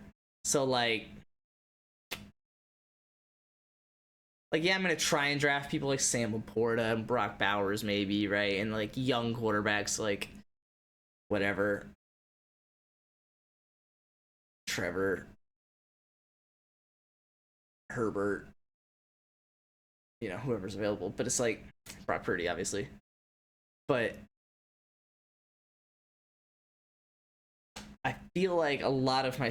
Yeah, but even then, it's like... I was going to say my skill position players like might get old quick. And it's like, not really. Not if I'm drafting, you know, Chris Olave is someone who's come up a lot in the positions that I've been drafting. Marvin Harrison Jr. I mean, I guess I won't get Amon-Ra because Wager will take him, but... I mean, really, like, the worst case scenario is if the person that's available to me is, like, Tyreek and CMC. You know, my 2-7 and my 3-4. Vice versa. I don't even think that'll happen. I don't think Tyreek will be available at 3-4, but same point. It's like, that'll kind of be, like, the worst situation for me in terms of age. And even then, it's like, probably, I mean, they'll be good this year. They'll probably be good the year after. And if they're not, like, that's when I would be replacing them in 2026. So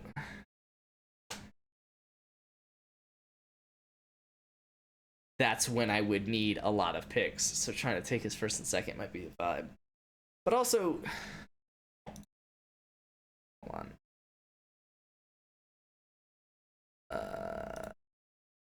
Post 2nd trade. This is just like a mock I ran last night, I think. Yeah, not an accurate one, but a mock nonetheless, where I picked Gibbs. So who's available at 8? 7-8 is what he has. I mean,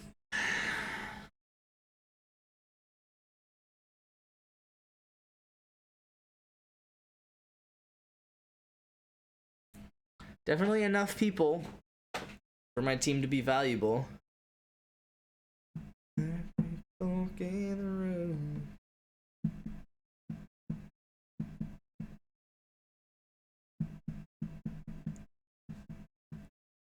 But if he offers the 9 instead, it's like, I gotta assume like Terry's not even gonna probably be there. And if I do try and take someone like Kamara, and if Kamara's even there, if I do try and take someone like Kamara and Zamir here, then who am I even gonna draft at the 10? Yeah.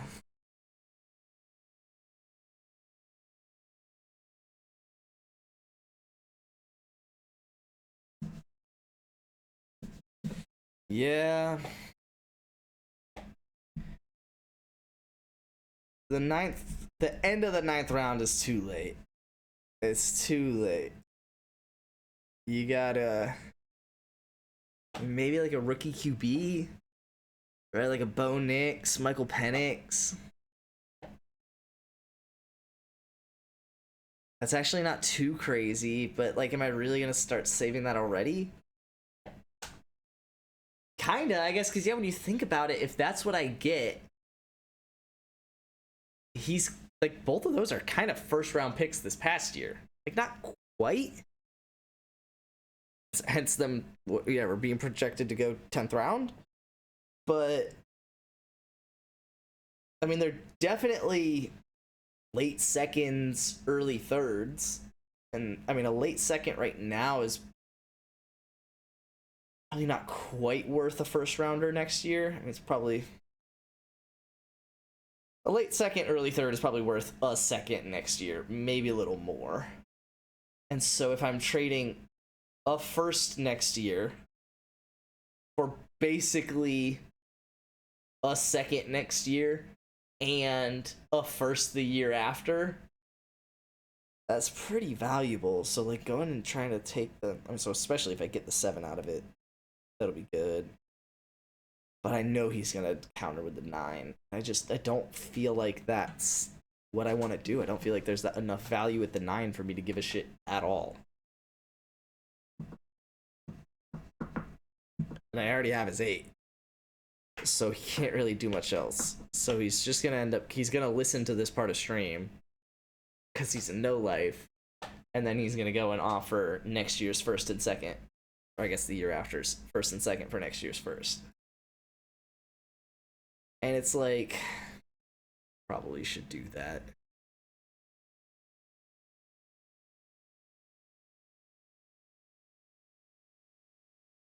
Wager, if you're seeing this chat replay, eat me.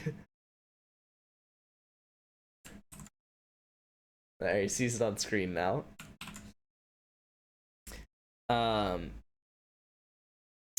Yeah, I don't feel like the 9 has, like, even an 8 I'd probably be fine with, but he just doesn't have another 8.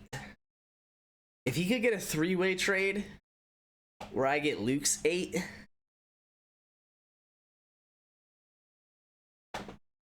I could probably work with that.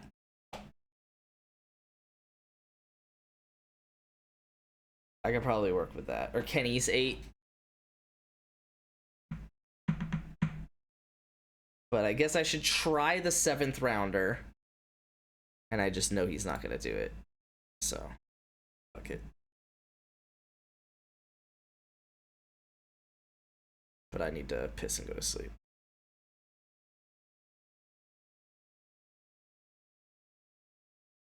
Yeah, this year's 7th, and the year after's first for next year's first.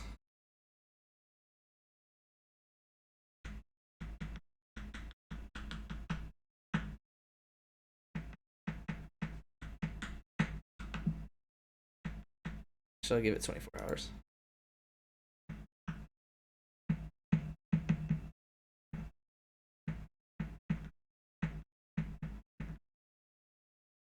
Give it 2 days. Alright. I'm going to bed. Hope you guys had some fun on the stream. Should be live tomorrow. I'm just fucking vibing. No fucking idea what I'm gonna play. I was thinking about getting back on Maze World and trying to add some like weapons. Like adding a lasso was one of the things I was thinking about adding. I feel like a lasso would be really fun for Maze World. I don't know like if I would be able to get it to work super easily or quickly or right? Like wouldn't that be hilarious? You just fucking lasso somebody and all of a sudden they're right next to you and you beat the shit out of them with a hammer or some shit. Like a fishing hook? Yeah, I guess I didn't think about that. Like a fishing hook, but like stronger. I don't fully know how it would work. I just kind of had the idea, and I was like, that'd be hilarious. Because like the fishing hook is like, you're really risking yourself and probably gonna die. Like, the fishing hook is like, you're just kind of being annoying. He moves 2 squares closer, and you're still just getting fucked up. Whereas like a lasso, the way I imagine it, is like you could pull them off of a high tower. I guess you could do the same with a fishing hook. Now that I think about it, I need someone to get a kill with a fucking fishing hook on Maze World. Actually, like the fish. Now that you say fishing hook, like I kind of like what the fishing hook already does. I could just change what the fishing rod does. Like I could just make the pull of a fishing hook stronger in the behavior pack of Maze World. Like I could just do that. That would actually be, I think, really easy. Maybe not, but I don't know. We'll see. I'm rambling. Hope you guys had some fun on the stream. Be good people, do good things. I love you guys. I'll see you guys tomorrow. I'm out. Deuces.